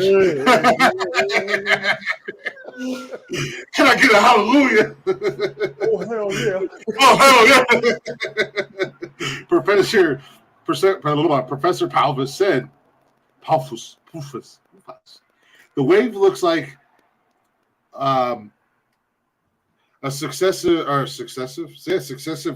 contractions that lower the tension downward during the orgasm. The volcano rides a lower pelvic floor tension, but then explodes into tension and is released in orgasm. For the study, 54 women. But where's the avalanche there, Professor? I don't make this shit up. I'm just listening to motherfuckers. 54. 54 women used a Bluetooth connected vibrator called the Lioness. Stop. No.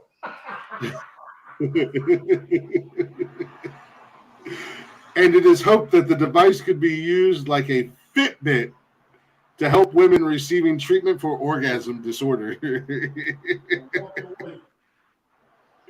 Tony D, they actually have devices,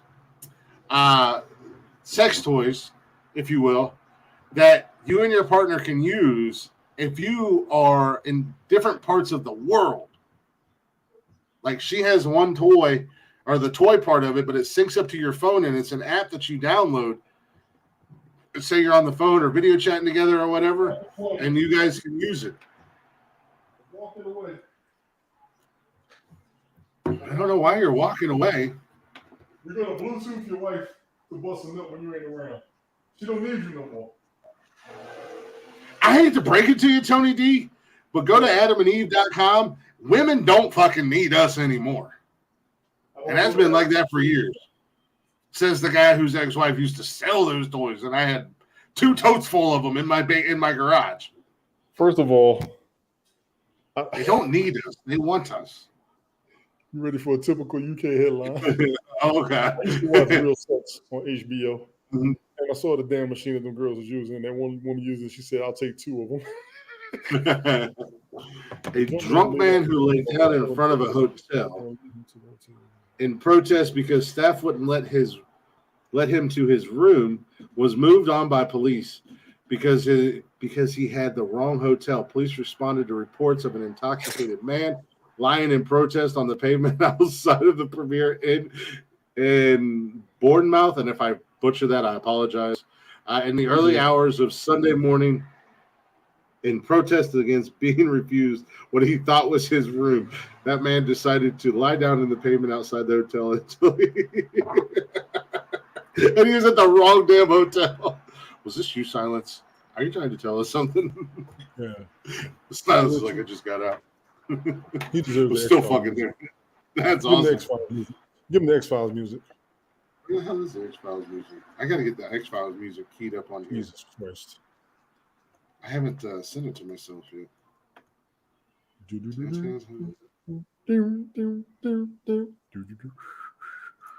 Oh, whistle's off. Whistle's off. That was you, wasn't it? That was you in front of the hotel. You better talk about it. Oh, no, sir. We figured it out. We are true detectives around here. No más, señor. No más, por favor, señor. She keep bugging you.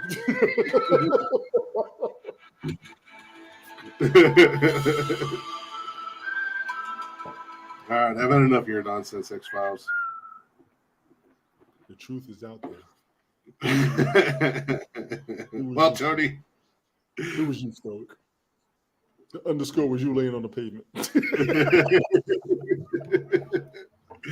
Well, Tony, we've discussed the ladies and their orgasmic adventures. I don't want to do this. How can we not discuss the phallic Italian festival that sparks outrage? The phallic?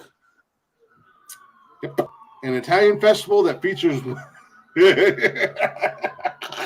I can't wait for your reaction. an Italian festival that features women taking part in a banana eating contest. They're coming for you. They're coming for you. That was a ambulance.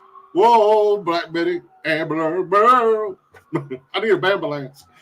But an Italian festival that features women who take part in a banana eating contest has sparked outrage. More than 5,000 people attended this year's Festa degli Umatuna in the village of to celebrate men's virility, but the festival has been slammed for sending a devastating message to young boys. The event was first held in 1977 after an earthquake devastated the region, and also recalls the extraordinary period from 1950 to 1965, where the only babies born in the village were predominantly male.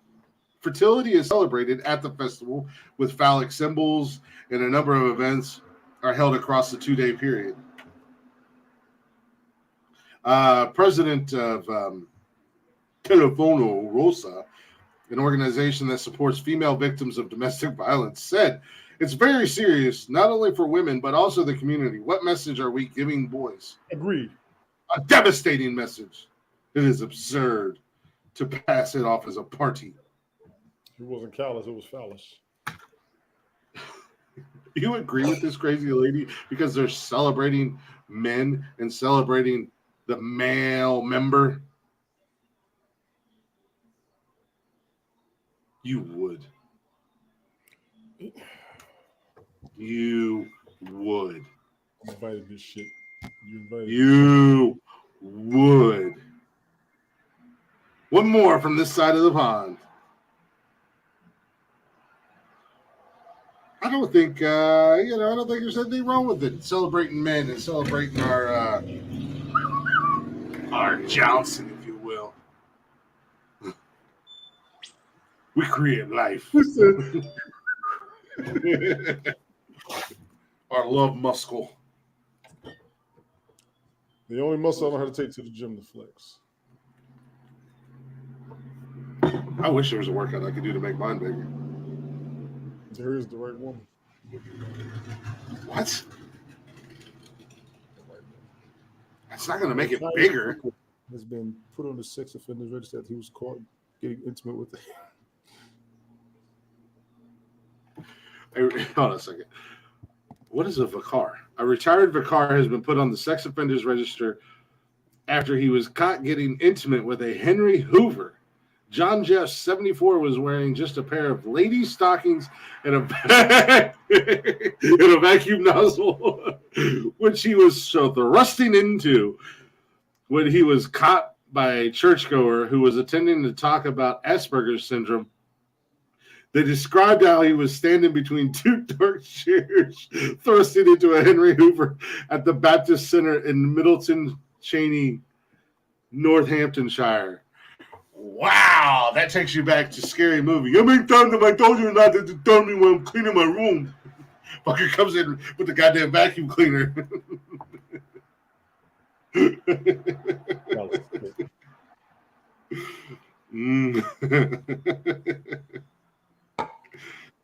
Y'all are sick. Y'all are sick. Why are we sick? We didn't do it. We didn't have anything to do with it. We're just. The UK has been known for being off the chain. I did not need proof. They are very in the UK. And Silence. Correct me if I'm wrong, but a lot of things in the States that we consider taboo are not taboo in the UK. They're very open. I'm not saying that this guy was okay about fucking a vacuum cleaner, but they're very open-minded and kind of I can't think of the words. Words are hard, but like some of the things that we think is a sexual perversion is just a normal day in the UK. They're very open-minded sexually. Very open-minded, very sexual. Mm-hmm. Just watch some of their shows. Watch some of the TV shows from the BBC, and you'll see that. But Tony, think I have. Good luck with this one. Actually, let me cleanse your palate here. I was going to wrap it up, but I'm going to do one more story. Because we can't do the news if we don't go to our favorite place in the great states of America. But the one and only Florida. Florida. Go! Yes, they do. Television shows get away with a lot more down there. Well, down in Florida, 800 people compete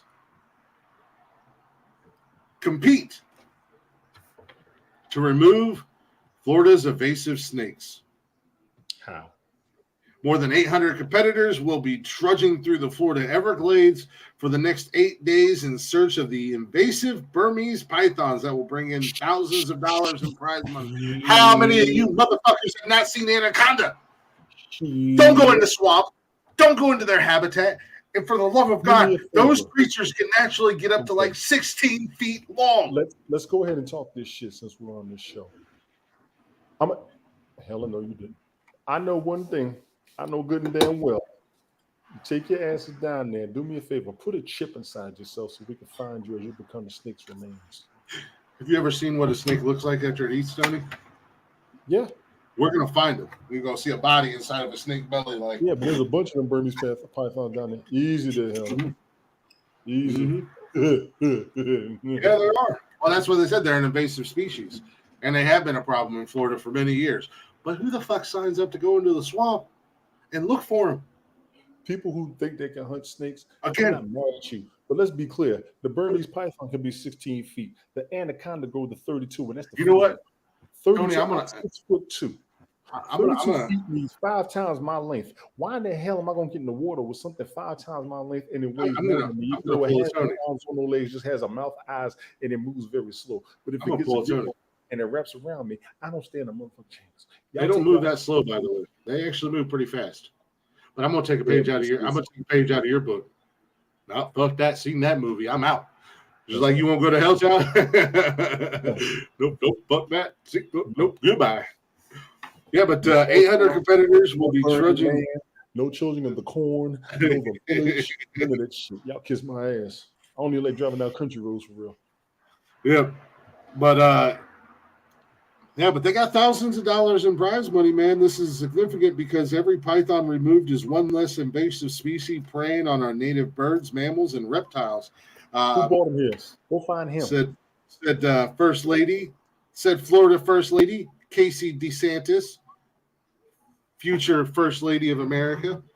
Since 2000, more than 17,000 pythons have been removed from the Everglades ecosystem, according to 17,000 Burmese pythons in the last 22 years. 17,000? Mm-hmm. But here's the thing. Listen, Tony. I know a little. We were talking about planes earlier, and I said I don't know much about planes. I'm not even going to speak on that. I do know a little bit about snakes, but these pythons, I think they can lay like up to 100 eggs at a time. More than likely, the same thing happened with these Burmese pythons. So where the males at? They're around. But most of the pythons are going to be a female, I believe. Mm-hmm. According to the news release, Burmese pythons, which are not native to Florida, prey on birds, mammals, and other reptiles. Okay, so yeah, it actually says here the female python can lay as many as 100 eggs a year. Cash prizes up to $2,500 are available in both professional and novice, words are hard, categories for those who remove the most pythons. So they're not just catching one. So can you imagine, like, you're just in the Everglades and they're just fucking pythons on top of pythons or they're something? They're going to use drones and airboats. Mm-hmm.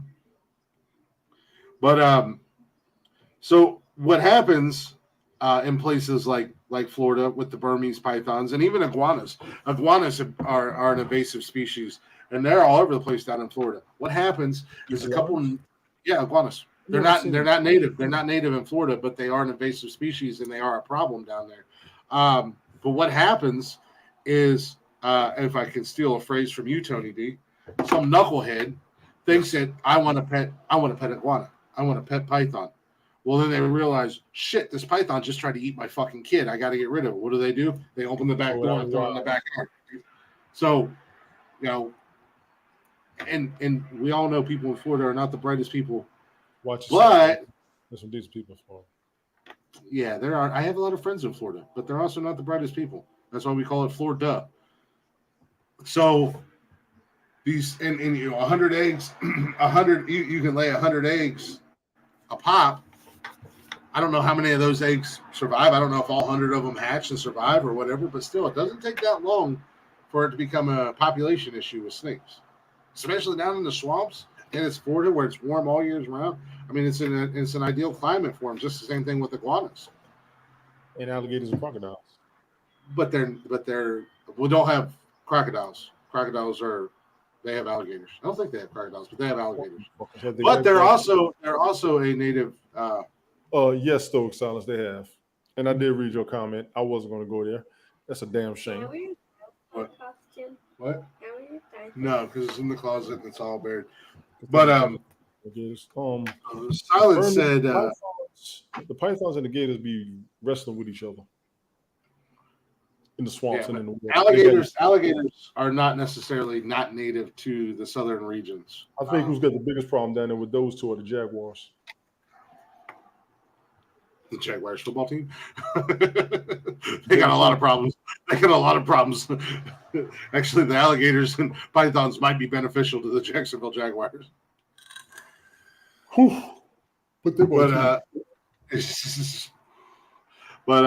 Silas say? He said a man has been left red-faced and red-arsed after using a toilet cleaning wipes instead of loo roll. Oh my goodness. Facts. Leon Gleed, 29, suffers soreness in an intimate area after using an antibacterial wipes from Tesco. He didn't realize that they were actually meant to be used to clean the toilet, not his backside. Holy smokes! That's a burn for your ass. They haven't wiped out a lot of American native species, but they're just they are a danger to them. So yeah, so I mean, all the people, I agree with that. But I mean, it's the same thing with a lot of unfortunately, well, not unfortunately, but with America being America, like cockroaches, they were never native to America. That's why they're called German cockroaches, because they come from German. Our quote unquote American cockroaches, a lot of people in the South call them palmetto bugs or water bugs. They're the big cockroaches that will not infest your house. The living conditions for them are not right. They prefer to be outside. The little ones that infest your house and fuck up everything, those are German cockroaches. They come from Germany. We also have, Asian cockroaches. So, but those came in off of. The wife was in Japan. She said you could hear cockroaches over there. They got hissing cockroaches. They make sounds.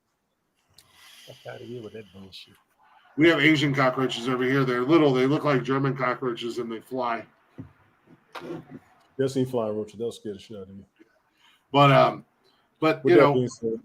America being America like it is, over the years and centuries and stuff like that, with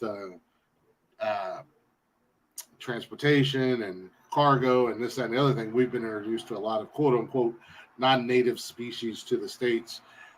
Pythons, unfortunately, like pythons and iguanas down in Florida, they were introduced into the habitat, into the environment by stupid ass animal owners who had no business having those types of animals, and then releasing them once they realized that they couldn't take care of them.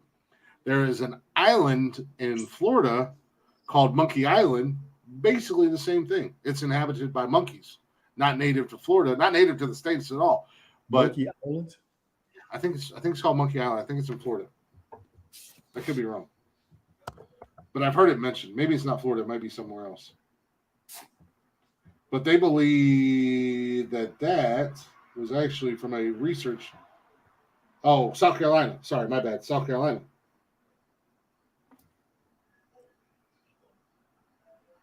Yeah, that's South Carolina. But that is believed that those monkeys got They escaped Tony D. I saw an outbreak. Fuck that. Our research facility. I've seen Planet of the Apes. Fuck that. Take your damn dirty hands off me, you filthy ape. The most dangerous thing in the UK are people. Yep. Well, that's a hell of a movie. Mm-hmm. Oh, what are we going to do? All right. We are up against it. We are going to take a real quick break, everybody. Got a lifetime motion for your heroes. Got me fucked up. Got me fucked up. Got me fucked up. That's the news outro, because that's how Tony feels every time I give him the news. That is not what I meant to play, but it worked out perfectly. It works. See, that's how I roll, man. I was able to improvise. Oh, let's go with Hunger Strike. Oh, Blacktop Mojo and Small Town Titans with their cover of Hunger Strike. We'll be right back here in just a few minutes. Don't go nowhere. Hang out, and we'll come back and get back into the nonsensical nonsense that is this show. Oh, yeah.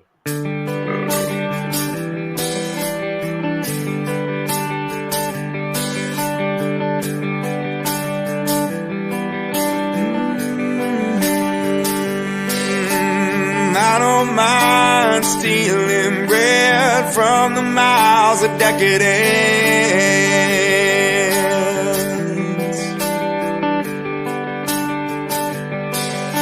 but I can't feed on the powerless when my cup's already overfilled. Yeah, but it's on the table, the fire's cooking, and the farming babies, the slaves are all working. Blood is on the table, the mouths are all choking, and I'm going hungry. I don't mind stealing bread from the mouths of decadence.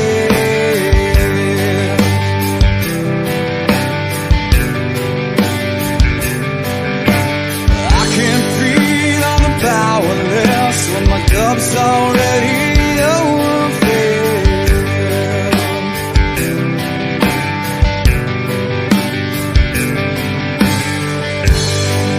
Blood is on the table, the fire's cooking, and the farming babies, the slaves are all working. Blood is on the table, the mouths are all choking. I'm going hungry. I'm going hungry. I'm going hungry. I'm going hungry.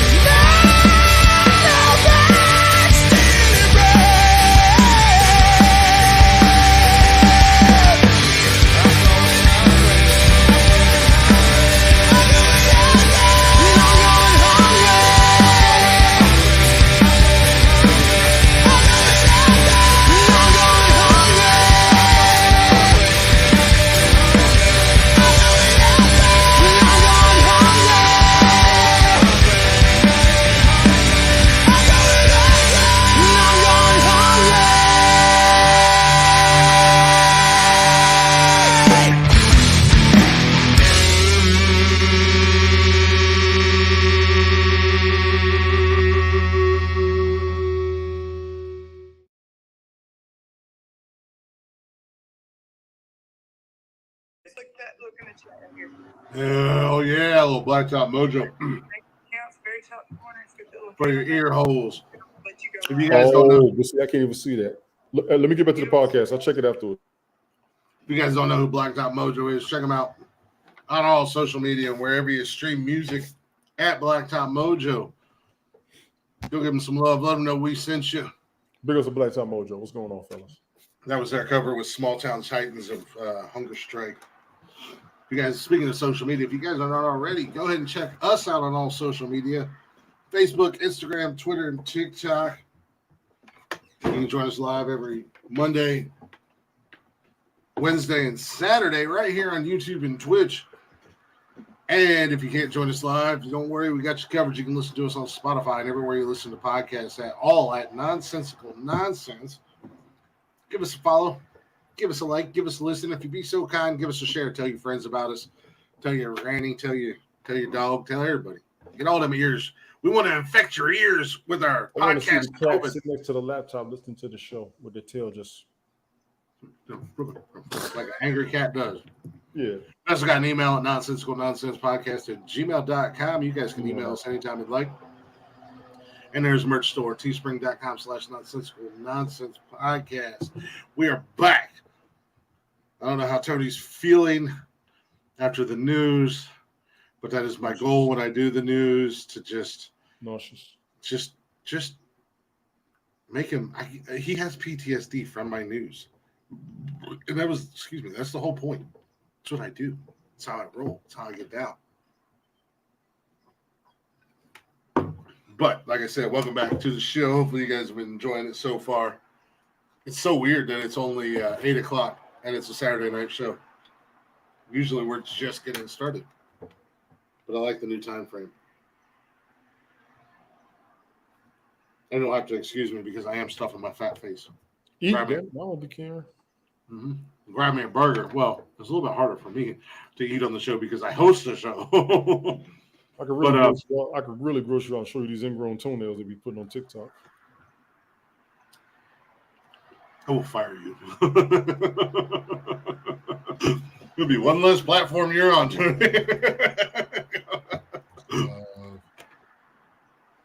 1:10 in the morning. That's what's up, man. So you're still early. You still got plenty of drinking time. 1:10 in the morning. Excuse me, no. Yeah.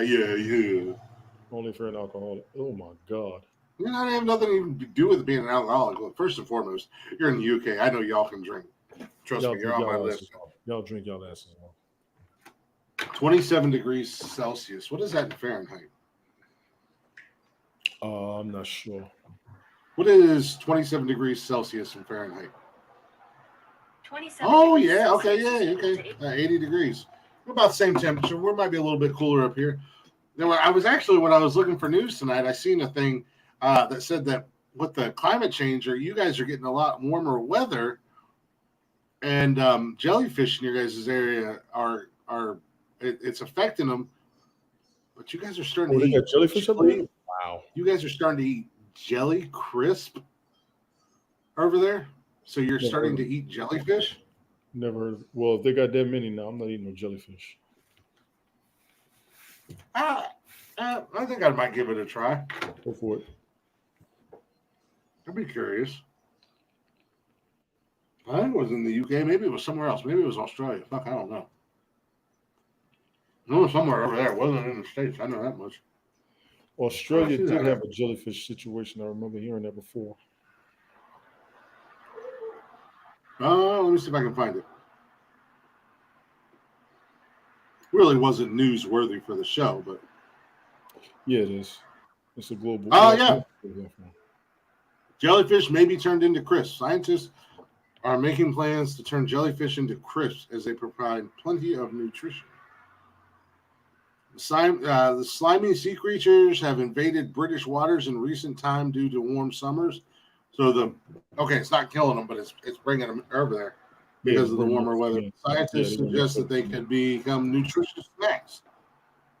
The jellyfish can be given an extra crunch if they are marinated in alcohol or doused in salt and vinegar. Researchers Dr. Matthias Clausen and a team from the University of Southern Denmark are experimenting with a number of flavor options. He said that it's not an unfamiliar taste. It is a bit like pork scratchings, which I'm assuming might be like our pork rinds. Oh, hell no. So, wow, damn. 40, yeah, that is crazy. 40 degrees Celsius. That's normal here. Yeah, Food of the Future report conducted the British supermarket Sainsbury also suggested that jellyfish will become a common snack in the years ahead. Recent research has found jellyfish to be full of nutrients and vitamins. and stingers and poisons and toxins. No. Well, fucking eat their goddamn stingers and stuff. It's the same thing with what if blowfish are extremely venomous and can kill you. Yeah, and people eat them. Yeah. 3 hours, give or take, Cameron. Cameron knows the damn schedule on Saturday. What is he talking about? Well, we messed him up because we went live at 6 since we changed up a little bit of the format. But Right. I think I would try jellyfish crisp or jellyfish chips. I think I would try them. Why not? Tony, I'm surprised you're not more open-minded to different foods, considering you were in the military and traveled the I'm world. closed-minded as hell on food. Yeah. Oh man, I'll eat anything. I'll try I'm anything. closed-minded as hell Like on food. I've eaten snake. We used to gig our own bullfrogs and eat their legs. Crawdads. I've had gator. Gator's really good, but I hear gator's super hard to cook because you have to cook it a certain way. Otherwise, because it's a real rubbery, gamey taste to it. They're 150 million years old. Ooh, gators? Yes. Well, they're 150 years old, delicious. That's I've some had herb- tortoise. some secret herbs and spices for your ass. That is some secret herbs and spices for your ass. Ration packs, food. Exactly. Silence. And I've had both. Actually, I have a box. I have a box of MREs down in my basement. And one of my neighbors gave me, an older gentleman, when I first moved to South Carolina. He's like, You should have I locked know you're it. probably going to. He He said, I know you're probably going to think I'm crazy, but we do get hurricanes down here. You never know what's going to happen. No, you So I want to don't. make sure you and your family are taken care of. And he gave me a big old box of MREs. MREs. He's like, I got like 40 or 50 boxes in my house. I was like, God damn. Prepper much? They don't spoil. No, that's the thing. No, I've had them for years now. They're down in my basement right now. They don't spoil. Mhm. This is true. I actually tried one night on Periscope, I think. I got tired of the smell of them things. I was drunk, so I can't really remember what it You was trying to get the DUI, I got it. No, I was at my house. I don't go out. I was at my house. I was doing my Periscope show. And then they seen them because they were in my garage where I did where my man cave was up on my shelf. They're like, what is it, the MREs or whatever? And I said, yeah. They're like, you should eat one live. And I was like, all right, fuck it. It wasn't bad, at least from. I've had one but I I was was heating it up, and then I did one and I heated it up. I got tired of hearing that, smelling that thing when it heats up. I had a guy I used to work with at Abercrombie that used to bring one for lunch every day. Yeah, The Marine. Save He was a money. Marine. I'm like, dude, really? You don't have to eat that stuff anymore. We do that. We do that. We'll come back and we'll just have one. Mhm. MRE. Yeah, with he a was cup of tea. Mm-hmm. I was like, bro, you ain't gotta eat that shit no more. I'll buy you lunch, homie. I'm like, God damn. I'm sitting here eating and Abercrombie had a really good cafe that had amazing food in it. And it wasn't like stupid expensive either. Right. But it was for the employees and stuff. I was like, man, brother, I'll buy you lunch so you don't have to eat that shit. He was like, no, I like it. I'm like, you don't fucking like that. Shut up. We used to try and hunt the chocolate. And it wasn't even a money thing for him. Christmas like it was currency. The chocolate pudding pack. I was looking for the Red Hots. The Red Hots and the cookies. Then were y'all in prison or in the military? I'll trade you cookies and Red Hots for a chocolate pudding. We can Deal. swap it. We can swap it. What kind you got? I don't want this veggie shit. Let me get the. like a school cafeteria. What'd your mom make it? Peanut butter and jelly. I hate peanut butter and jelly. I'm not buying me a turkey. I fucking hate turkey. I tell her all the time. I wish I had a peanut butter. I'll trade you. Well, peanut butter for a turkey? Deal. Done deal. And not a Swiss swirl again. I wish I had a nutty buddy. I got you, transaction with shit, man. I mean, I know. I was over there with y'all, so I know y'all was. I'm not even going to do it. If it was vegetarian, I got mad. That's all I remember. I was looking for chicken a la king. Top vegetarian. Yes. Yes. Oh my god. You see how big I am? I'm glad I wasn't in the military. And you lost your mind. Well, actually, you know what? I probably would have enjoyed them because I don't eat a whole lot. I don't eat like you eat. It blows my mind, like listening to you talk about eating. One of the reasons why I eat so much because I couldn't over there like that. Even though I ate pretty good for the most part, but when I came home, but I mean, I grew up poor most of my life, and like sometimes you never knew when the next time you were going to get to eat was. And I still don't eat like that. I'm like, you come home, you're gonna eat like. I mean, I eat. Yeah, you like you had to. Home, you get to eat like you want to. So, yeah, them biscuits will hell stoic. I know. I mean, I eat. Like, don't get me wrong. I usually eat lunch and dinner, but very rarely do I eat. You come off of eating like you're supposed to. Like I said, you get to eat like you have to after a while, and then you're like, okay, when I get home, this is what I'm going to do, and this is what I'm not going to do anymore. I don't want to see no more Crystal Light. What was that? Was that a big thing? Like that you guys had? Like Crystal Light was pretty. You put it in the water and you good because we always had water over there. That's why I wasn't drinking a lot of water when I came back. They were like, "You need some water." I said, "I don't want to see no more damn water. I want soda. I want cherry Coke." You have no idea how much water I drank. I was a fucking fish in the desert. Drank so much goddamn water. Man, and we had to drink like a quarter hour. Well, a quarter every 15 minutes. Oh yeah, it was so fucking hot and everything over there, man. Yeah, you'd be dehydrated over there. Your ass would get dehydrated quicker than shit. I was looking for a fruit juice, cherry sodas, everything. And I told myself, when I get back, I'm not going to eat no more damn chicken. I'm not going to eat no more damn chicken. When I get home, guess the first place I went to? Zaxby's, like a dummy. But you can't fault you. Zaxby's is awesome. I like Zaxby's. My only problem with Zaxby's is their price. And what you pay for, you really don't get your money's worth. It's worth the money. I will say that. That Cajun Club combo was the truth. I don't care what anybody says. Yeah, but I just don't think you get your money's worth. And like when I go to Raising Cane's is expensive. I'm not going to lie. So I'm not going to bullshit you, but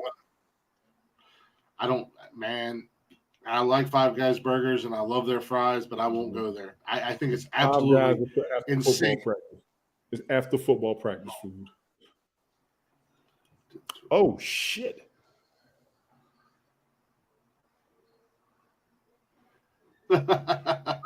Nice. You was in a long time ago. Golly. The Falklands was in the 80s.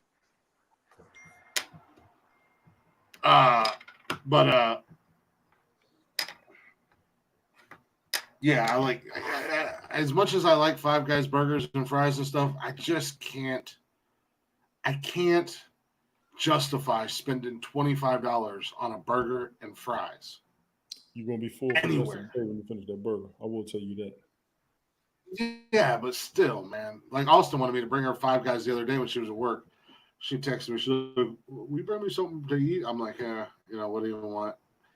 She's like, "What is there?" And I was like, "Oh, McDonald's, Wendy's, Sonic, Arby's, whatever." She's like, "Can I get Five Guys?" I was like, "No, I don't even eat at Five Guys.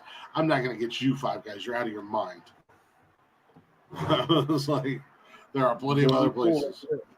No, not the original one. She's like, "What about Raising?" They're not going to try again, Stoic. I'm gonna go ahead and tell you that was we all have our presumptions on that conflict, and everybody thought it was a bunch of mess. They actually can't believe that it happened. I don't think it'll happen again. I think gas probably went up from everybody flying down there in the first damn place. I couldn't believe that shit. Glick, you probably don't remember that. I don't think I'll be 100% honest with you. I never heard of it, so The I have no idea Falkland what you're Islands talking was a conflict, and the biggest problem was they thought it started because they lost a soccer match and they wanted to go to war. So motherfuckers from Europe flew down to the Falkland Islands. The Falkland Islands are off of the coast, or off of the Atlantic coast of South America. Is that where the Fockers come from? No, that's not where the Fockers come from. But they went down there. We was all sitting here like, are y'all fucking serious? I think everybody in the world was like, are y'all fucking serious over a soccer match? But I don't think Man, they take their soccer serious over there, though. they do take this soccer serious. Let me tell you something. You don't sell half of the military from Europe down there. That's a long fuck. They out of fuel. I got goddamn soccer hooligans. What's crazy is they went down there, and you got nothing but the Atlantic separating you. I mean, literally a one-day flight across the Atlantic just to get the fuck back home and get supplies. That shit was crazy as hell. We was on the U.S. like this. Stokes. We did the Royal Marines. Yeah. Fucked them up. Yeah. That's just, man, please. Look, I say a lot of silly ass dumb shit on here. One thing I will never say is that I want to square up with soccer hooligans. It takes soccer very seriously. I didn't say a soccer hooligan, because a soccer hooligan I'm good with, but there's no such thing as one soccer hooligan. It's hooligans. Fockers and Fockers. Fockers. Can you milk me, Focker? That shit was awkward as fuck. That wasn't the most awkward shit a man can ever say to another man. I got nipples. Can you milk me? Yeah, but you know, nobody else could have gotten away with saying that other than Deer. Robin Williams could have. Yeah, but you wouldn't have had the same delivery. No. I have nipples. No. Can you milk me, Focker? Those goddamn movies were so stupid. I got nipples. Can you milk me? What? Yeah, bring them here. I can't even my response. A conversation like that. That'd be my response. I'm gonna match your fuckery. I see your fuckery, and I raise you with fuckery and shenanigans. Give me your nipples. Once they start leaking, I don't want to hear shit.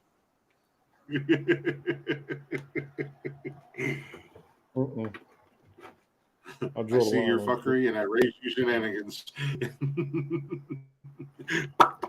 That might have been the most awkward conflict I think I can ever think of. That was awkward as shit. Falklands? Yes, the Falkland Islands. Huh. That was the rumor. It started because of their fucking soccer game. They lost. Well, I mean, it's not that far fetched. I mean, look at how serious people take sports in general. I mean, just look at how you don't go to war. Times maybe you do, you know. That's the reason. Yeah, they did. I've never even heard of Falkland Islands, so I'm imagining it's a tiny little.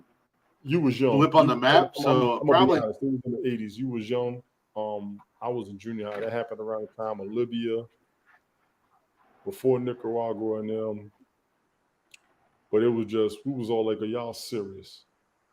The Argentinian rules were really unpopular. They only have a population of 2,800 people. Who? The Falkland Islands. Yeah, but oh my God, it is a tiny little blip on the map. Dude, when you see the fleet of motherfuckers they sent down there, God, they sent a ton of people down there. Right there off the coast of Argentina. Yeah. Man, you zoom out on the map and you can barely see them. Yeah.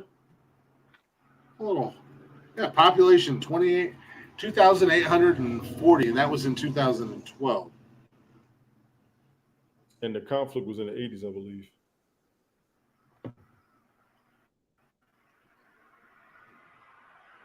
Oh, it's British. Yeah. It's not Argentinian. Yeah. Argentinian. Yeah. It's British. Yeah. Britain and Argentine, who waged a brief but bitter war over territory in 19. Yeah, I was only a year old when that happened. Yeah. I remember that shit.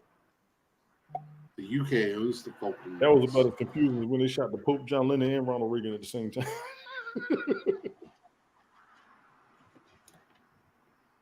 Sounds like somebody's trying to open one of the gates of hell. They did all that. Man, there's 7 gates of hell. To unlock the 4th gate, you have to shoot Lenin, Reagan, and the Pope all simultaneously. it wasn't simultaneous. I remember watching on the news. He was like, "Huh? Mhm. What the hell is going on?" Well, that's why the 7 gates of hell didn't get open, because somebody fucked up. Well, wait till the Euphrates finish drying up. Wait till what comes out of there. There's an urban legend for you. Out of what? When the Euphrates River, the Tigris and the Euphrates, when they dry up, wait till you see what's coming out of there. Where are those at? That's in Iraq.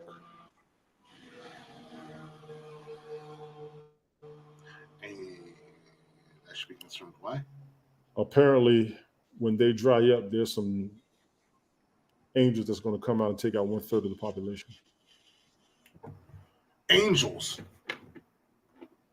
That have been dormant. Angels are going to come out and take out 1/3 of the population of Iraq or the world? Come out the world. Angels. Waiting to come out. Angels. Yes. Angels, demons, dormant. How can I say? Dormant.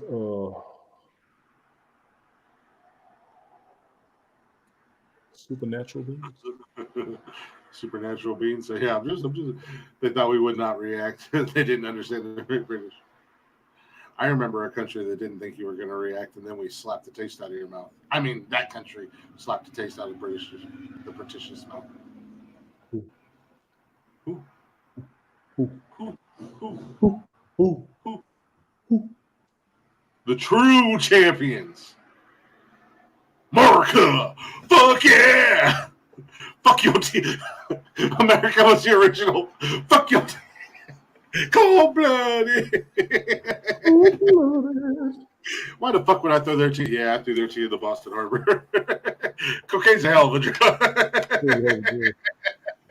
Man, I'm trying to kick my ass. Yeah, I keep trying.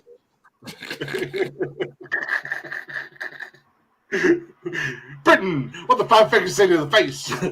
Smack!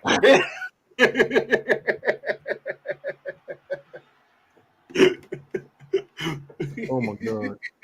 He said, why the fuck would I stomp my muddy feet on their couch? Fuck your couch. Fuck your couch. That's some disrespectful ass. I'm sorry.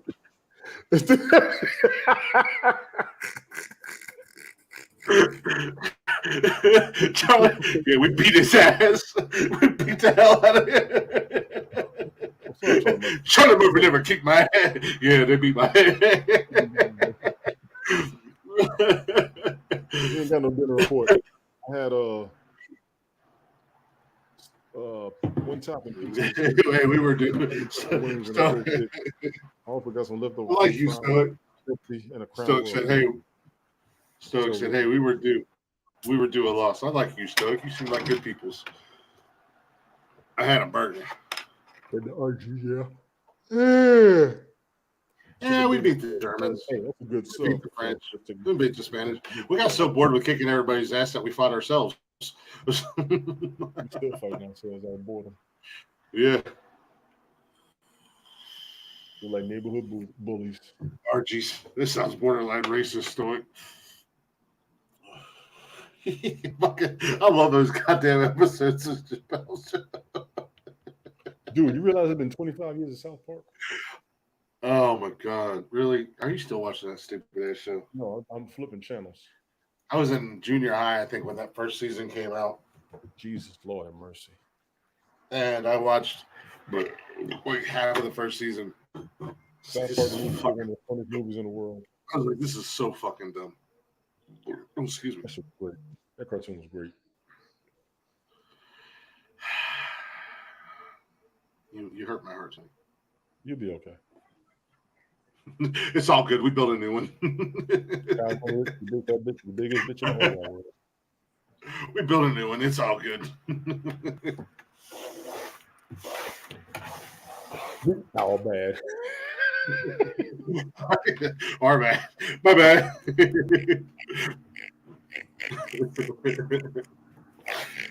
Man, if you heard some of the stories about some of the things that happened during the Revolutionary War, it's over here. It is wild. Especially like, I used to live in Charleston, down in South Carolina, which, it was a lot of English influence and stuff like that when it was when it was first started and all that jazz, and still today. I mean, like Ashley River was named after Lord Ashley, and this, that, and the other thing, and actually Charlestown, which was named after I think the king or some silly shit, but. It's named after one of them kings. You already know.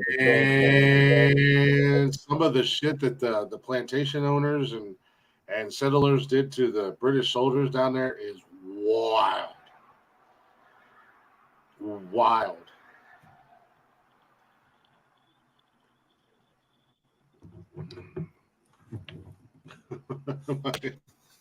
Got to hand it to the colonists. They got together. Absolutely. Right. The natives anywhere. If you ever get a chance to go to the Grand Caymans, they actually won. When I took a cruise down there, they got the little bio up there. Mm-hmm. The Cayman people won their fight. And well, that's like, that's what we were talking on the show. Not too long ago. I was telling you guys I've seen an article or video that I was watching, a little documentary thing about a journalist who had asked like the top military officials and politicians in like Russia and Japan and China and blah blah blah why they never invaded America, and it was because we can account for their military. We have a contingency plan for their military. The problem is we cannot account or have a contingency plan for the number of civilians that are armed in that country. There is no place in America that is safe for us to land to try to take over or attack or anything like that, because them motherfuckers will come out and where is this? Here? It was here in the United States. Why no country has tried to? Don't nobody need to come over here. Let me go ahead and tell you. Yeah, well, that's what they were saying in this little mini documentary that I was watching. That they didn't have a contingency plans for the armed civilians, because they knew if they landed anywhere that we were going to come out in a mass number and defend our country.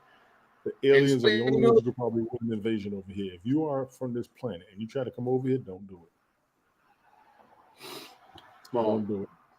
What was that? What was that movie where they were like the common cold fucked up the aliens? Was that War of the Worlds or something like that?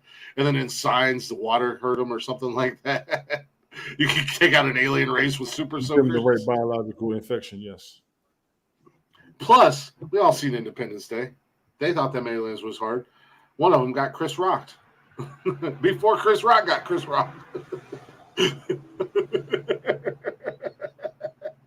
Tell me I'm wrong. Why Kevin Hart brought him out as the GOAT. Welcome to Earth, bitch. I was like, God damn, that man really just punched the fucking alien right in the mouth. Ooh, man, his name is Will Smith. What?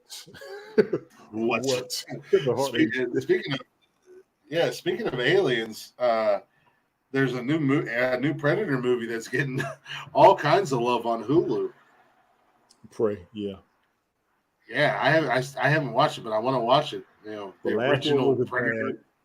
Silly, but yeah, good job. Excuse me. That's what I get for pulling the damn shift on the weekend, but it's all right. I needed it.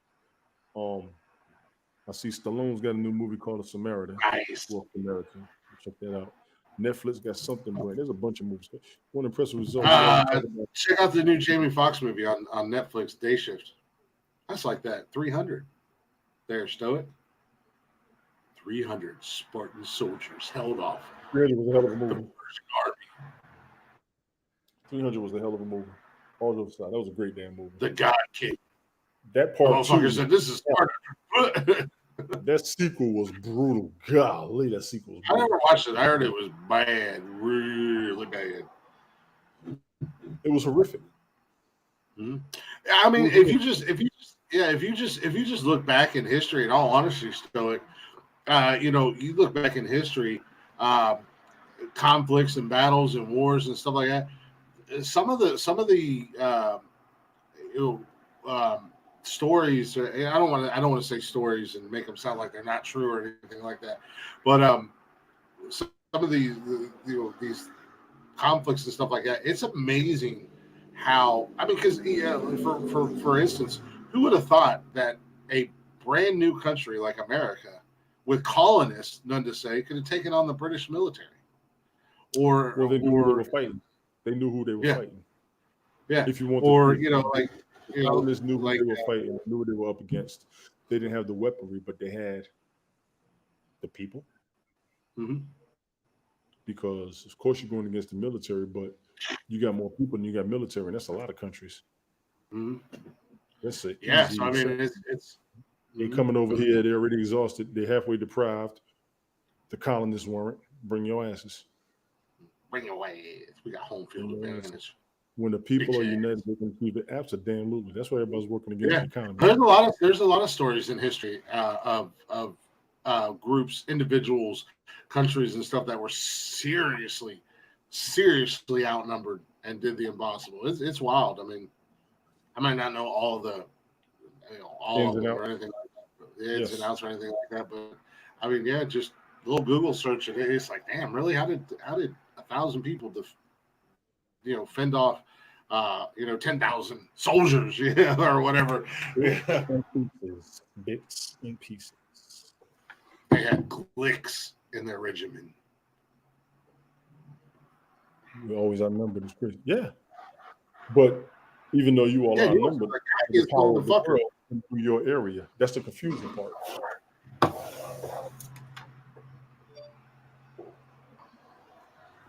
The British keep fighting everybody. Always fighting. Stop fighting.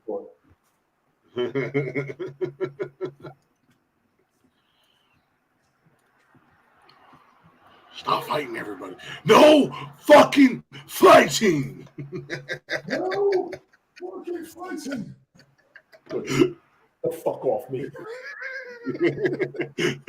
That old boy at the end still kills me when that dude comes in and pushes past through that boy with that bottle. Crack. My favorite shit. That is my favorite shit. I'm sorry. That is such my favorite shit. Well, you also got to look at the got me fucked up. How much of the the globe was inhabited at that time? That number is not accurate. For all intents and purposes, that number is not accurate. For the love of God. 800 miles an hour, 27 miles an hour. That is some impressive shit. Actually, it's some sinister shit if you want the truth.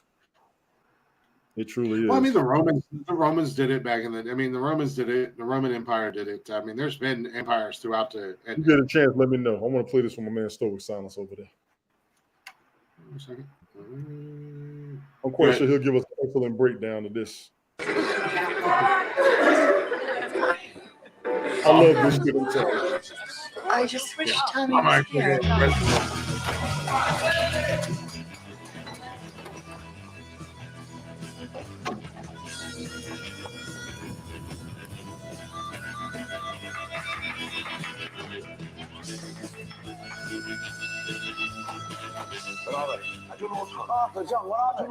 I'm telling you now, we got lost. Come on. Really need to do a map.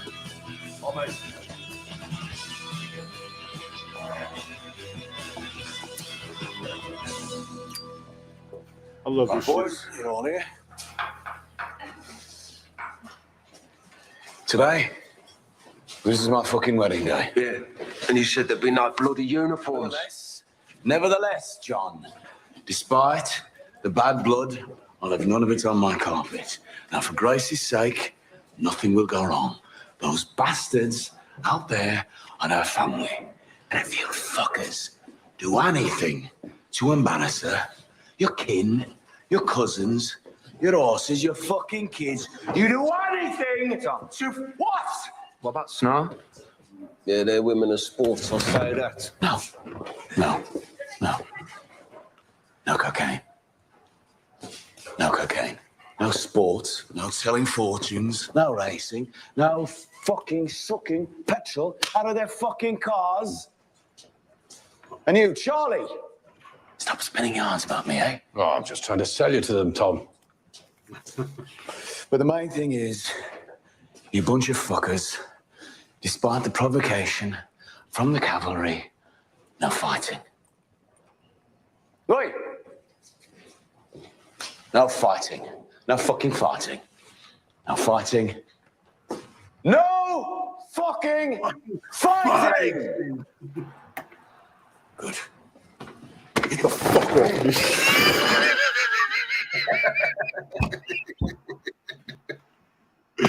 Love that shit every time. Me, I'm sorry. I'm the first one telling you, but don't start no shit, don't be no shit. The fuck you say to me?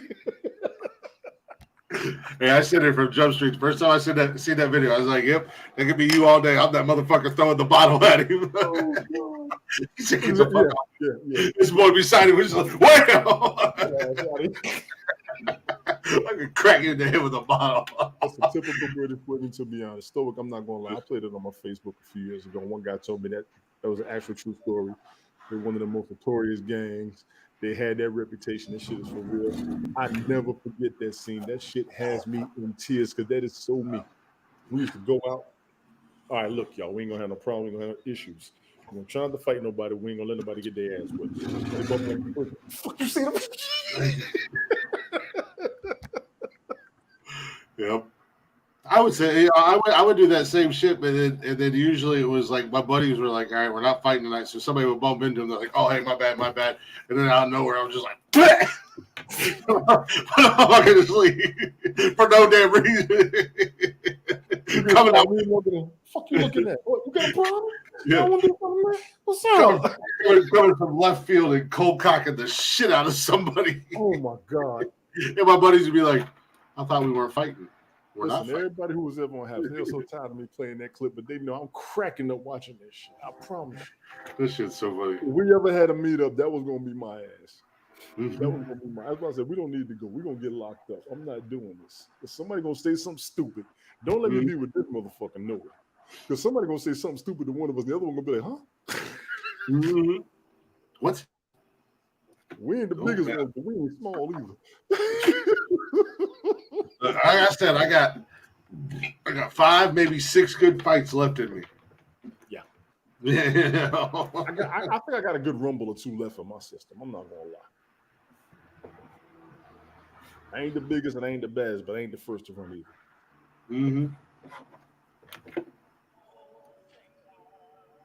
I forgot about the St. Ives commercial with Nate Dogg.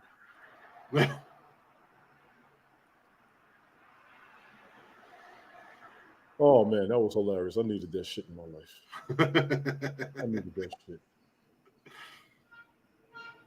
I just don't embarrass anybody. Get the fuck off me. That's right. For her sake, I have none of that blood on my carpet. Those bastards. And if any of you fuckers, you can. Today is my fucking wedding day. I love this shit. Oh god. There's a couple of my homeboys too. We'll be like, all right, we're gonna do this. Somebody do something stupid, we all just stand there. You sure you want to do this? All right. You might want to change your mind. We ain't scared, we ain't either. So how we gonna do this? Let's go ahead and clear a few things up. Let's avoid the ignorance and go have some fun. Some of us gonna give us some women, some of the women gonna give us some fellas. Everybody chill. We'll be all right next weekend. We do the same goddamn thing again. Cool. It does not work everywhere. Ain't no reason in acting up all the damn time. You ain't gotta always. There's always a reason. Just try not to do it. There's always a fucking reason. What are you kidding me? It's been a pleasure, but this is a bit out of my business. Good day. Good meeting you. Monday, Wednesday, Saturday, 6 p.m. Eastern Daylight Time, which will be 11 p.m. your damn time. We got Eastern Daylight. You got your damn time. You Greenwich Mean. That's right. You Greenwich Mean time. I got you. 11 p.m. Greenwich Mean time. Monday, Wednesday, and Saturday, 6 p.m. our time. We'll be live. Hit us up. We appreciate it. We appreciate it having you in here. I ain't drinking every night, but it's the weekend, so I'm not going to turn you down. Cheers, goddammit. I'm drinking Monday, Wednesday, and Saturday. I'm not getting drunk Monday, Wednesday, but I have a couple beers during the show. Saturdays I get drunk normally. I'm actually taking it easy right now. Saturdays. Okay. Man. Thank you for coming through. Thank you for coming through. Thank you to everybody who's listening to the show. Everybody who's hanging out. Don't be shy. You see how easy it is? You guys see how easy it is to get involved in the chatters box? That is a random motherfucker who came through and spoke. You don't got to say anything crazy. You just got to take part in the conversation. I want to thank him, and I'm going to follow him on purpose just for the fuck of it because he checked us out. You know what I mean? Mm-hmm. I'm going to follow him on purpose. You don't got to come into the chatters box and act all silly and all stupid. International veteran. Salute. Just come in there and hang out and take part in the conversation. Like our man Stoic did. It's that easy. Or just watch the show in secrecy. Like grown folk. Because you're scared. Being grown is hard. Because you're scared. Being grown is hard. Being grown is hard. All right, what the hell? Turn down. How the hell are you echoing me? I wasn't meaning to. I was trying to see the chat, the comments. Word. So I could follow them. So I could give them a follow. I'm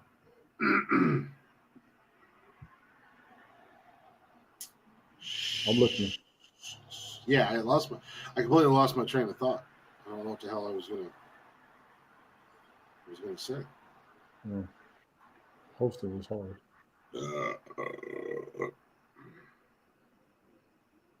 I mean, if you actually hosted a channel, you would know that. Man, I've hosted plenty of shows. You must be kidding me.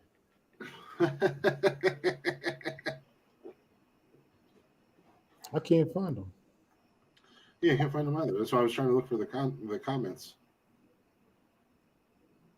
Maybe he'll follow us, and I'll find him that way. You got your Twitch pulled up? Yeah.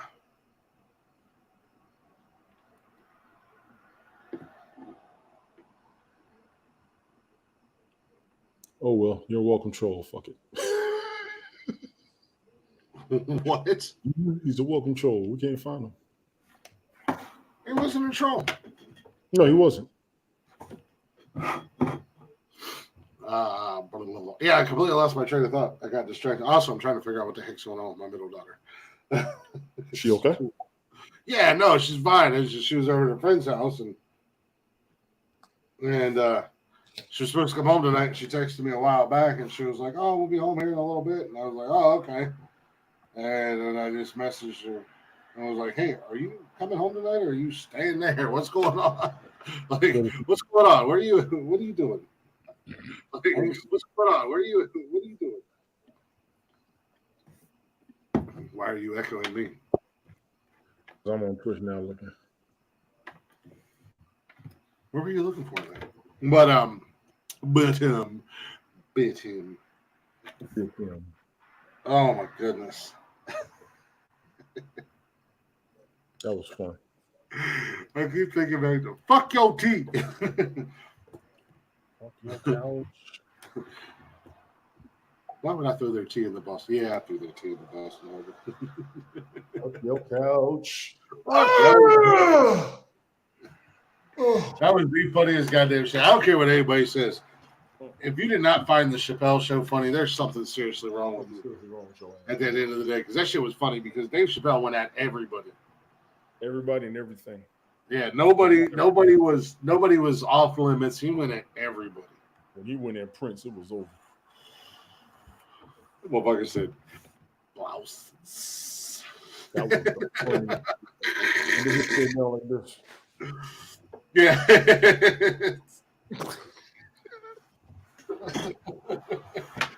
I said, "Jeez." I can't tell you how many skits of Dave Chappelle. He had me fucking dying. Just I will always love to play a hitter's ball. Mm. I'll always avoid that shit. The next person to interrupt me while I'm talking will be shot. Please believe it.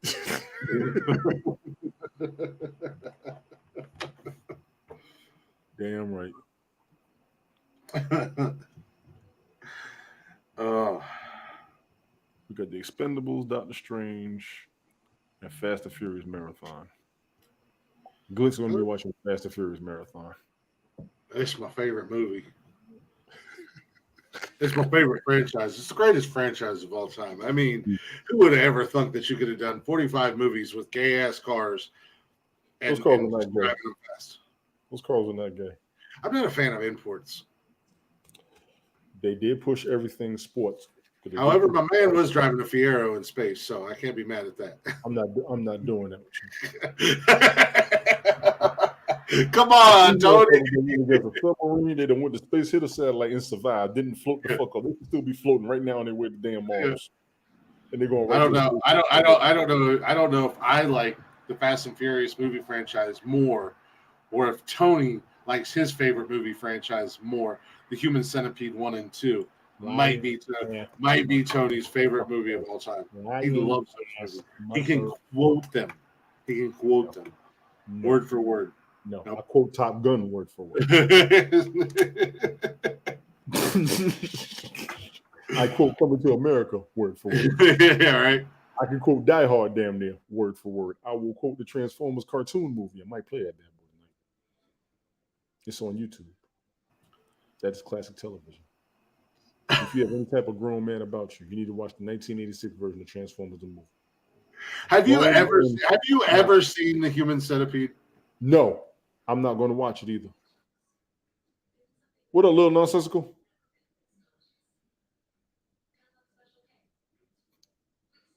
You're muted. This motherfucker's on a whole nother level of shenanigans. He got his hair cut. Man, listen to this. Hold on a second. I'll wait for him to come back in here. We went and got our haircuts today. And you know, he's 9, but you know, we have the same barbershop talk when the kids are in there or whatever. Hold on a second, buddy. Come here. Thank you. Want to show Tony your haircut? We went to the mall today, and you watched that. But there was a couple little girls, probably about his age, and they were sitting in those massage chairs and stuff. And we were walking through the mall, and there's a couple little girls, and they were both checking him out. Look how cute he is, like looking at him. And then we walked by, great big smiles, looking at him. I said, "God, some girls are checking you out." Yeah. He was like, "You're embarrassed. You're embarrassed. Yeah, leave him alone." Oh man, weren't they? Those girls were checking you out, weren't they? He said, "Dad, they were talking about my shirt." I said, "No, them little girls were checking you out, pimp." I was like, "They liked you. They liked your new hair." Come here real quick. I'm gonna go to the I'll be right back. Yeah, right. I was like, "Go talk to him. Why do you go talk to him?" Jason was one. He went to Red Lobster. He's in a damn hot chair.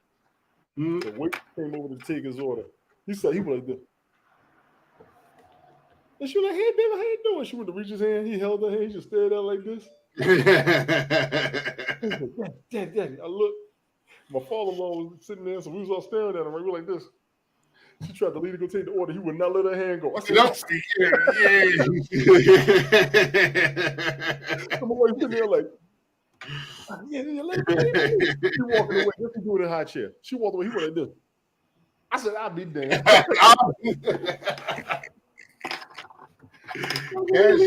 All right. Yeah. Cash tries to play it smooth. Like this kid plays it slick as hell. Like, whatever. I'm like, really? Oh, go say hi. You can't do his game around you. You gotta go say hi. Go say hi. I'll be over here. You know what you do? You go to food court, you order your food, let him talk. Yeah. Go say hi. Let me go get something to eat. Go ahead and eat. I'll be over here in line. Yeah.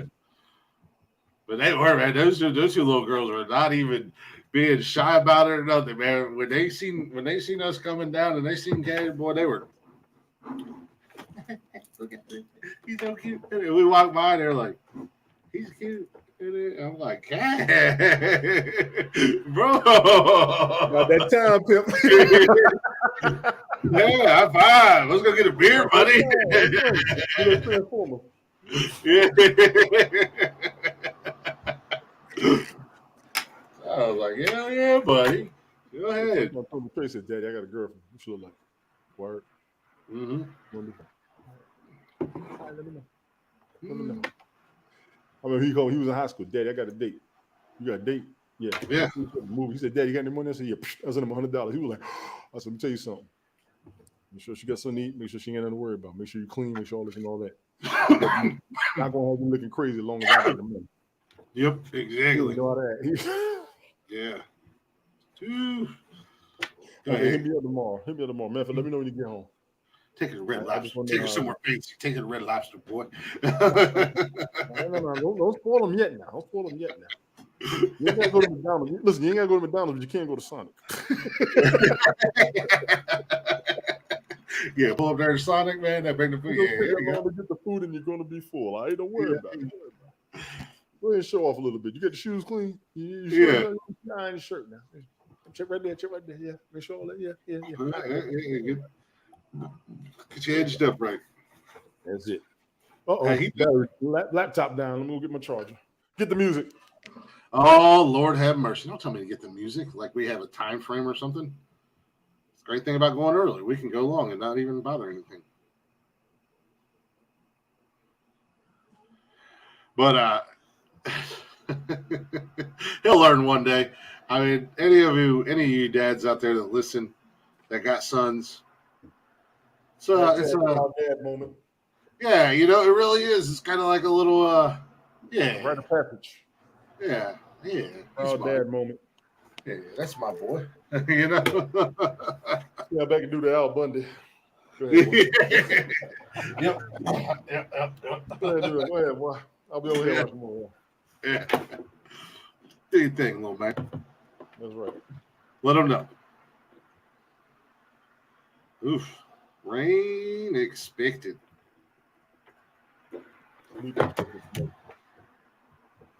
They've been talking about it was going to rain up here for like the last. No, y'all had rain earlier this week though. I saw it on the weather. Some parts did. We didn't. I didn't. We had a storm here a couple of nights ago, boy. Goddamn, Ken Shamrock is like 75 fucking years old and looks better than most guys in their 20s. Well, he exercises. I mean, he's starting to look like Sylvester Stallone, but yeah, I can't put him on steroids, but I can put him on fighting. I don't think. I could be wrong, but I would never say that Shamrock was a steroid guy. No, because he's always talked about natural him or Steve Blackman. Both of them look like they were decent fighters. Steve Blackman was, that motherfucker was built different. He was built. Ken Shamrock was built to both of them were machines. But Shamrock has talked about for years about eating right, being natural, putting the right things in your body, detoxing and stuff like that on a regular basis. I'm not saying it didn't ever happen. I would be surprised if it ever came out that Ken Shamrock was on roids. No, I wouldn't believe it entirely because he never swole up. He was just lean and cut. Yeah.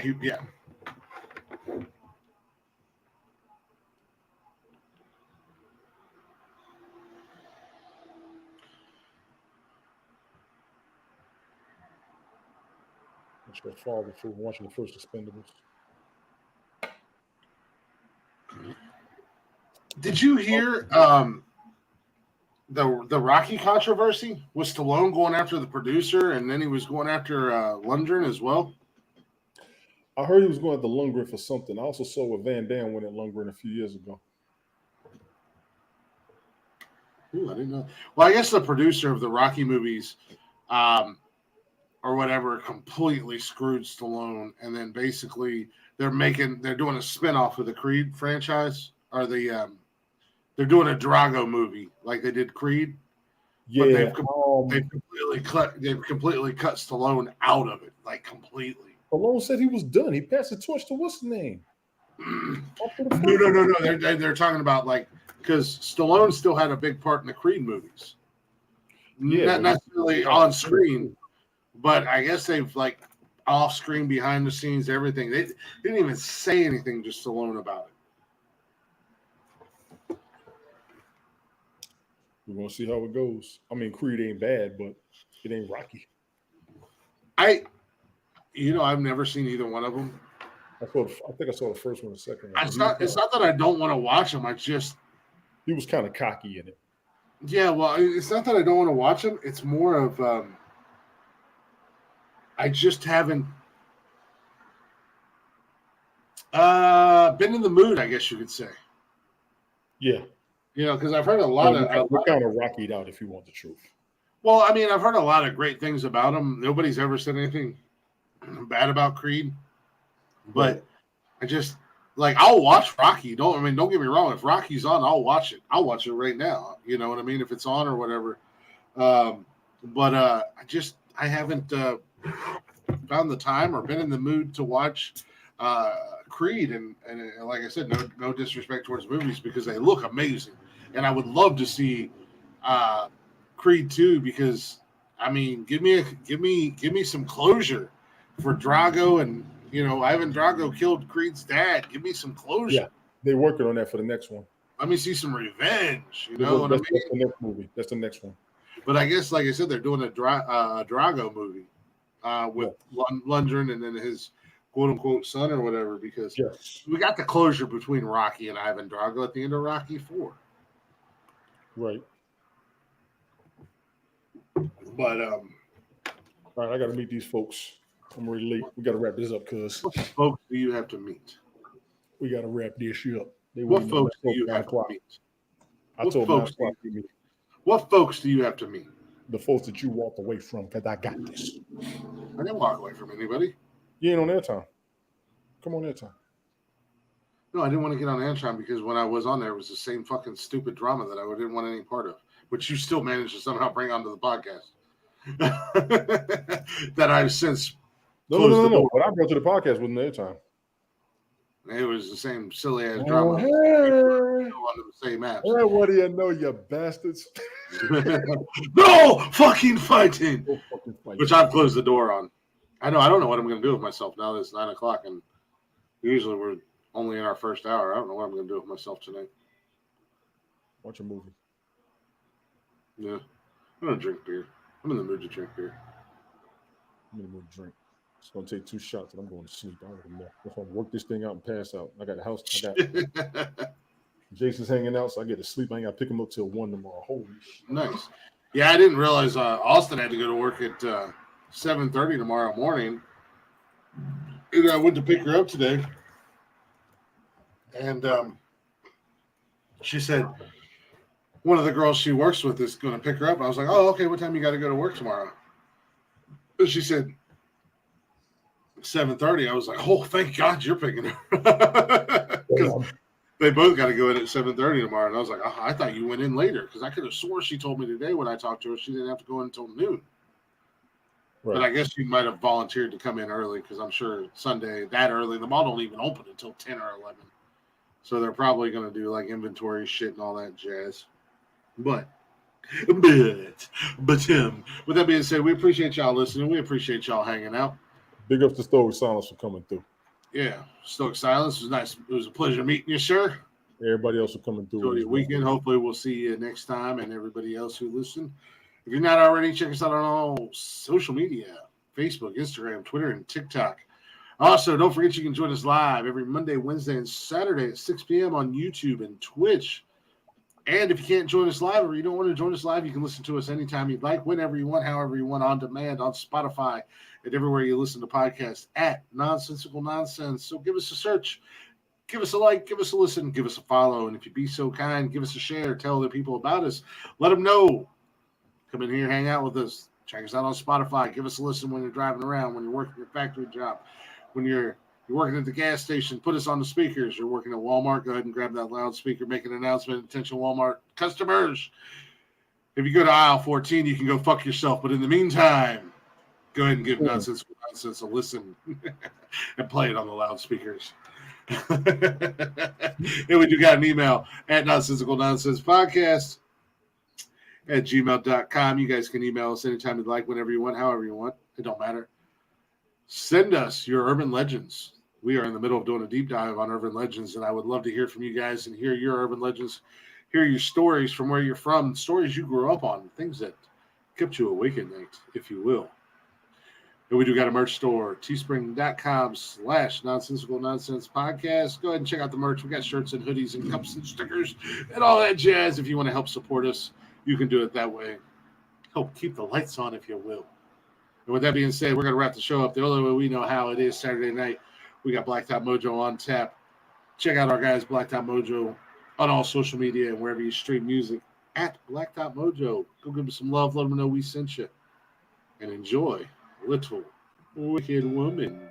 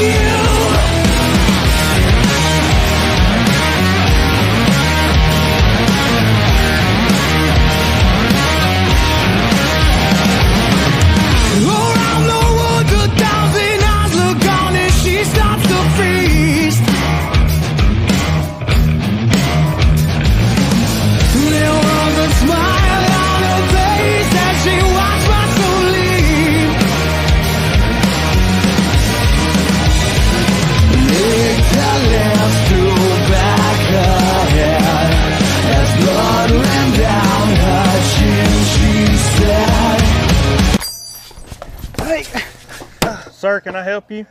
Do you have any weapons of any kind? Anything to defend yourself? Sir, this is a Speedy Mart. We have hot dogs 2 for $1. I just put them on the roller yesterday. They're pretty good. No, man, like something sharp, something like I can stab, defend myself with. I've got some sharp cheddar combos over there. It's kind of like a Ritz cracker pregnant with a cheese baby. All right, well, let me just take one of these lighters and I'm gonna borrow your bug spray, and can I borrow your bathroom key as well? Yeah, bathroom key, all right. I got your bathroom key right there. Make sure you bring that back. And that'll be $13.62. And I'm gonna have to have exact change, sir. We're in a coin shortage at the moment. Whatever, man. Okay. There's that. There's that. No, I'm sorry.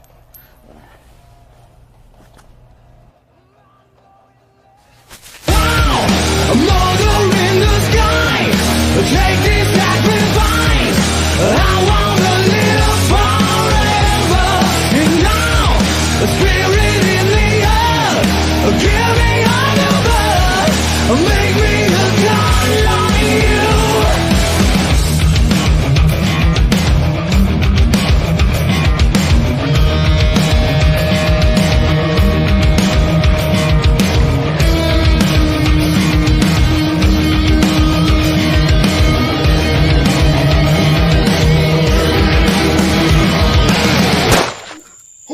Oh shit, Chuck. Oh shit, Chuck.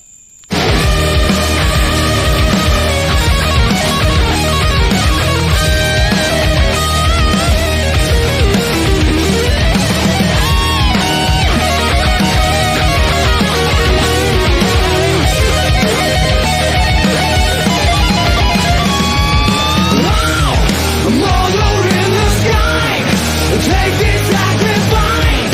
I wanna live forever. And now the spirit in the earth, giving over. Make me a god like you. Make me a god like you.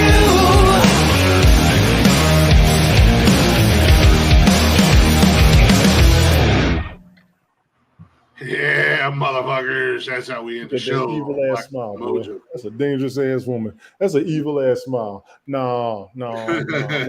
I'm not keeping my mouth shut this damn episode. That's an evil ass smile.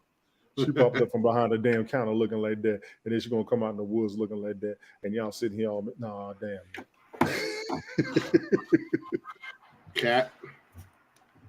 I know you're not the biggest guy out there, but in this case, I will have your back if you'd like to smack the absolute shit out of Tony and or Jeff. You can take Jeff. I have total faith.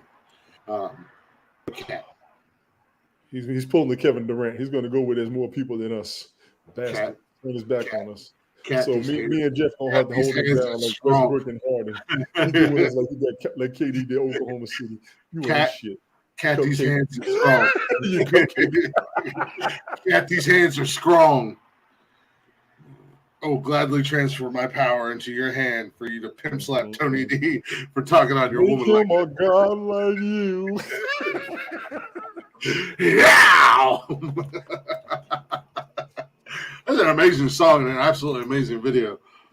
But we do appreciate y'all listening. Thank you guys for hanging out. That's a wrap.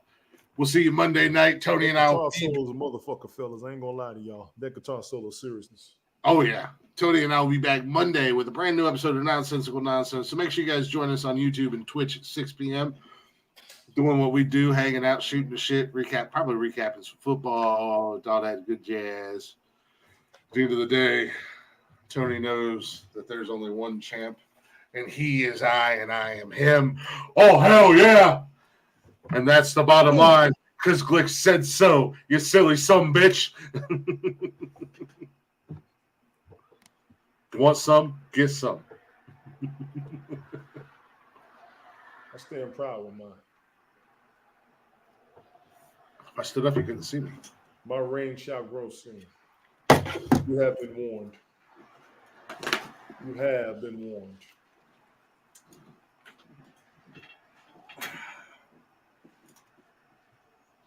Oh, hell yeah.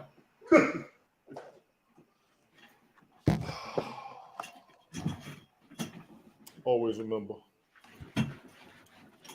Always remember. Always remember. All right. Always remember Budweiser. Don't make fun of me because I drink Bud Select 55. I'm trying to lose weight. He's so bored. He don't know what he's going to do after 9 o'clock. Ladies and gentlemen, in the words of my man Jeff Hawk, deuces. My own words. Mother had you. Mother made you. Motherfuck you. And in my words, be good or be good at it. Word. Goodbye, motherfuckers. Hit the button. I can't find the button. Oh, there's the button. My little finger was gone on my laptop. Hit the button. Hit the button.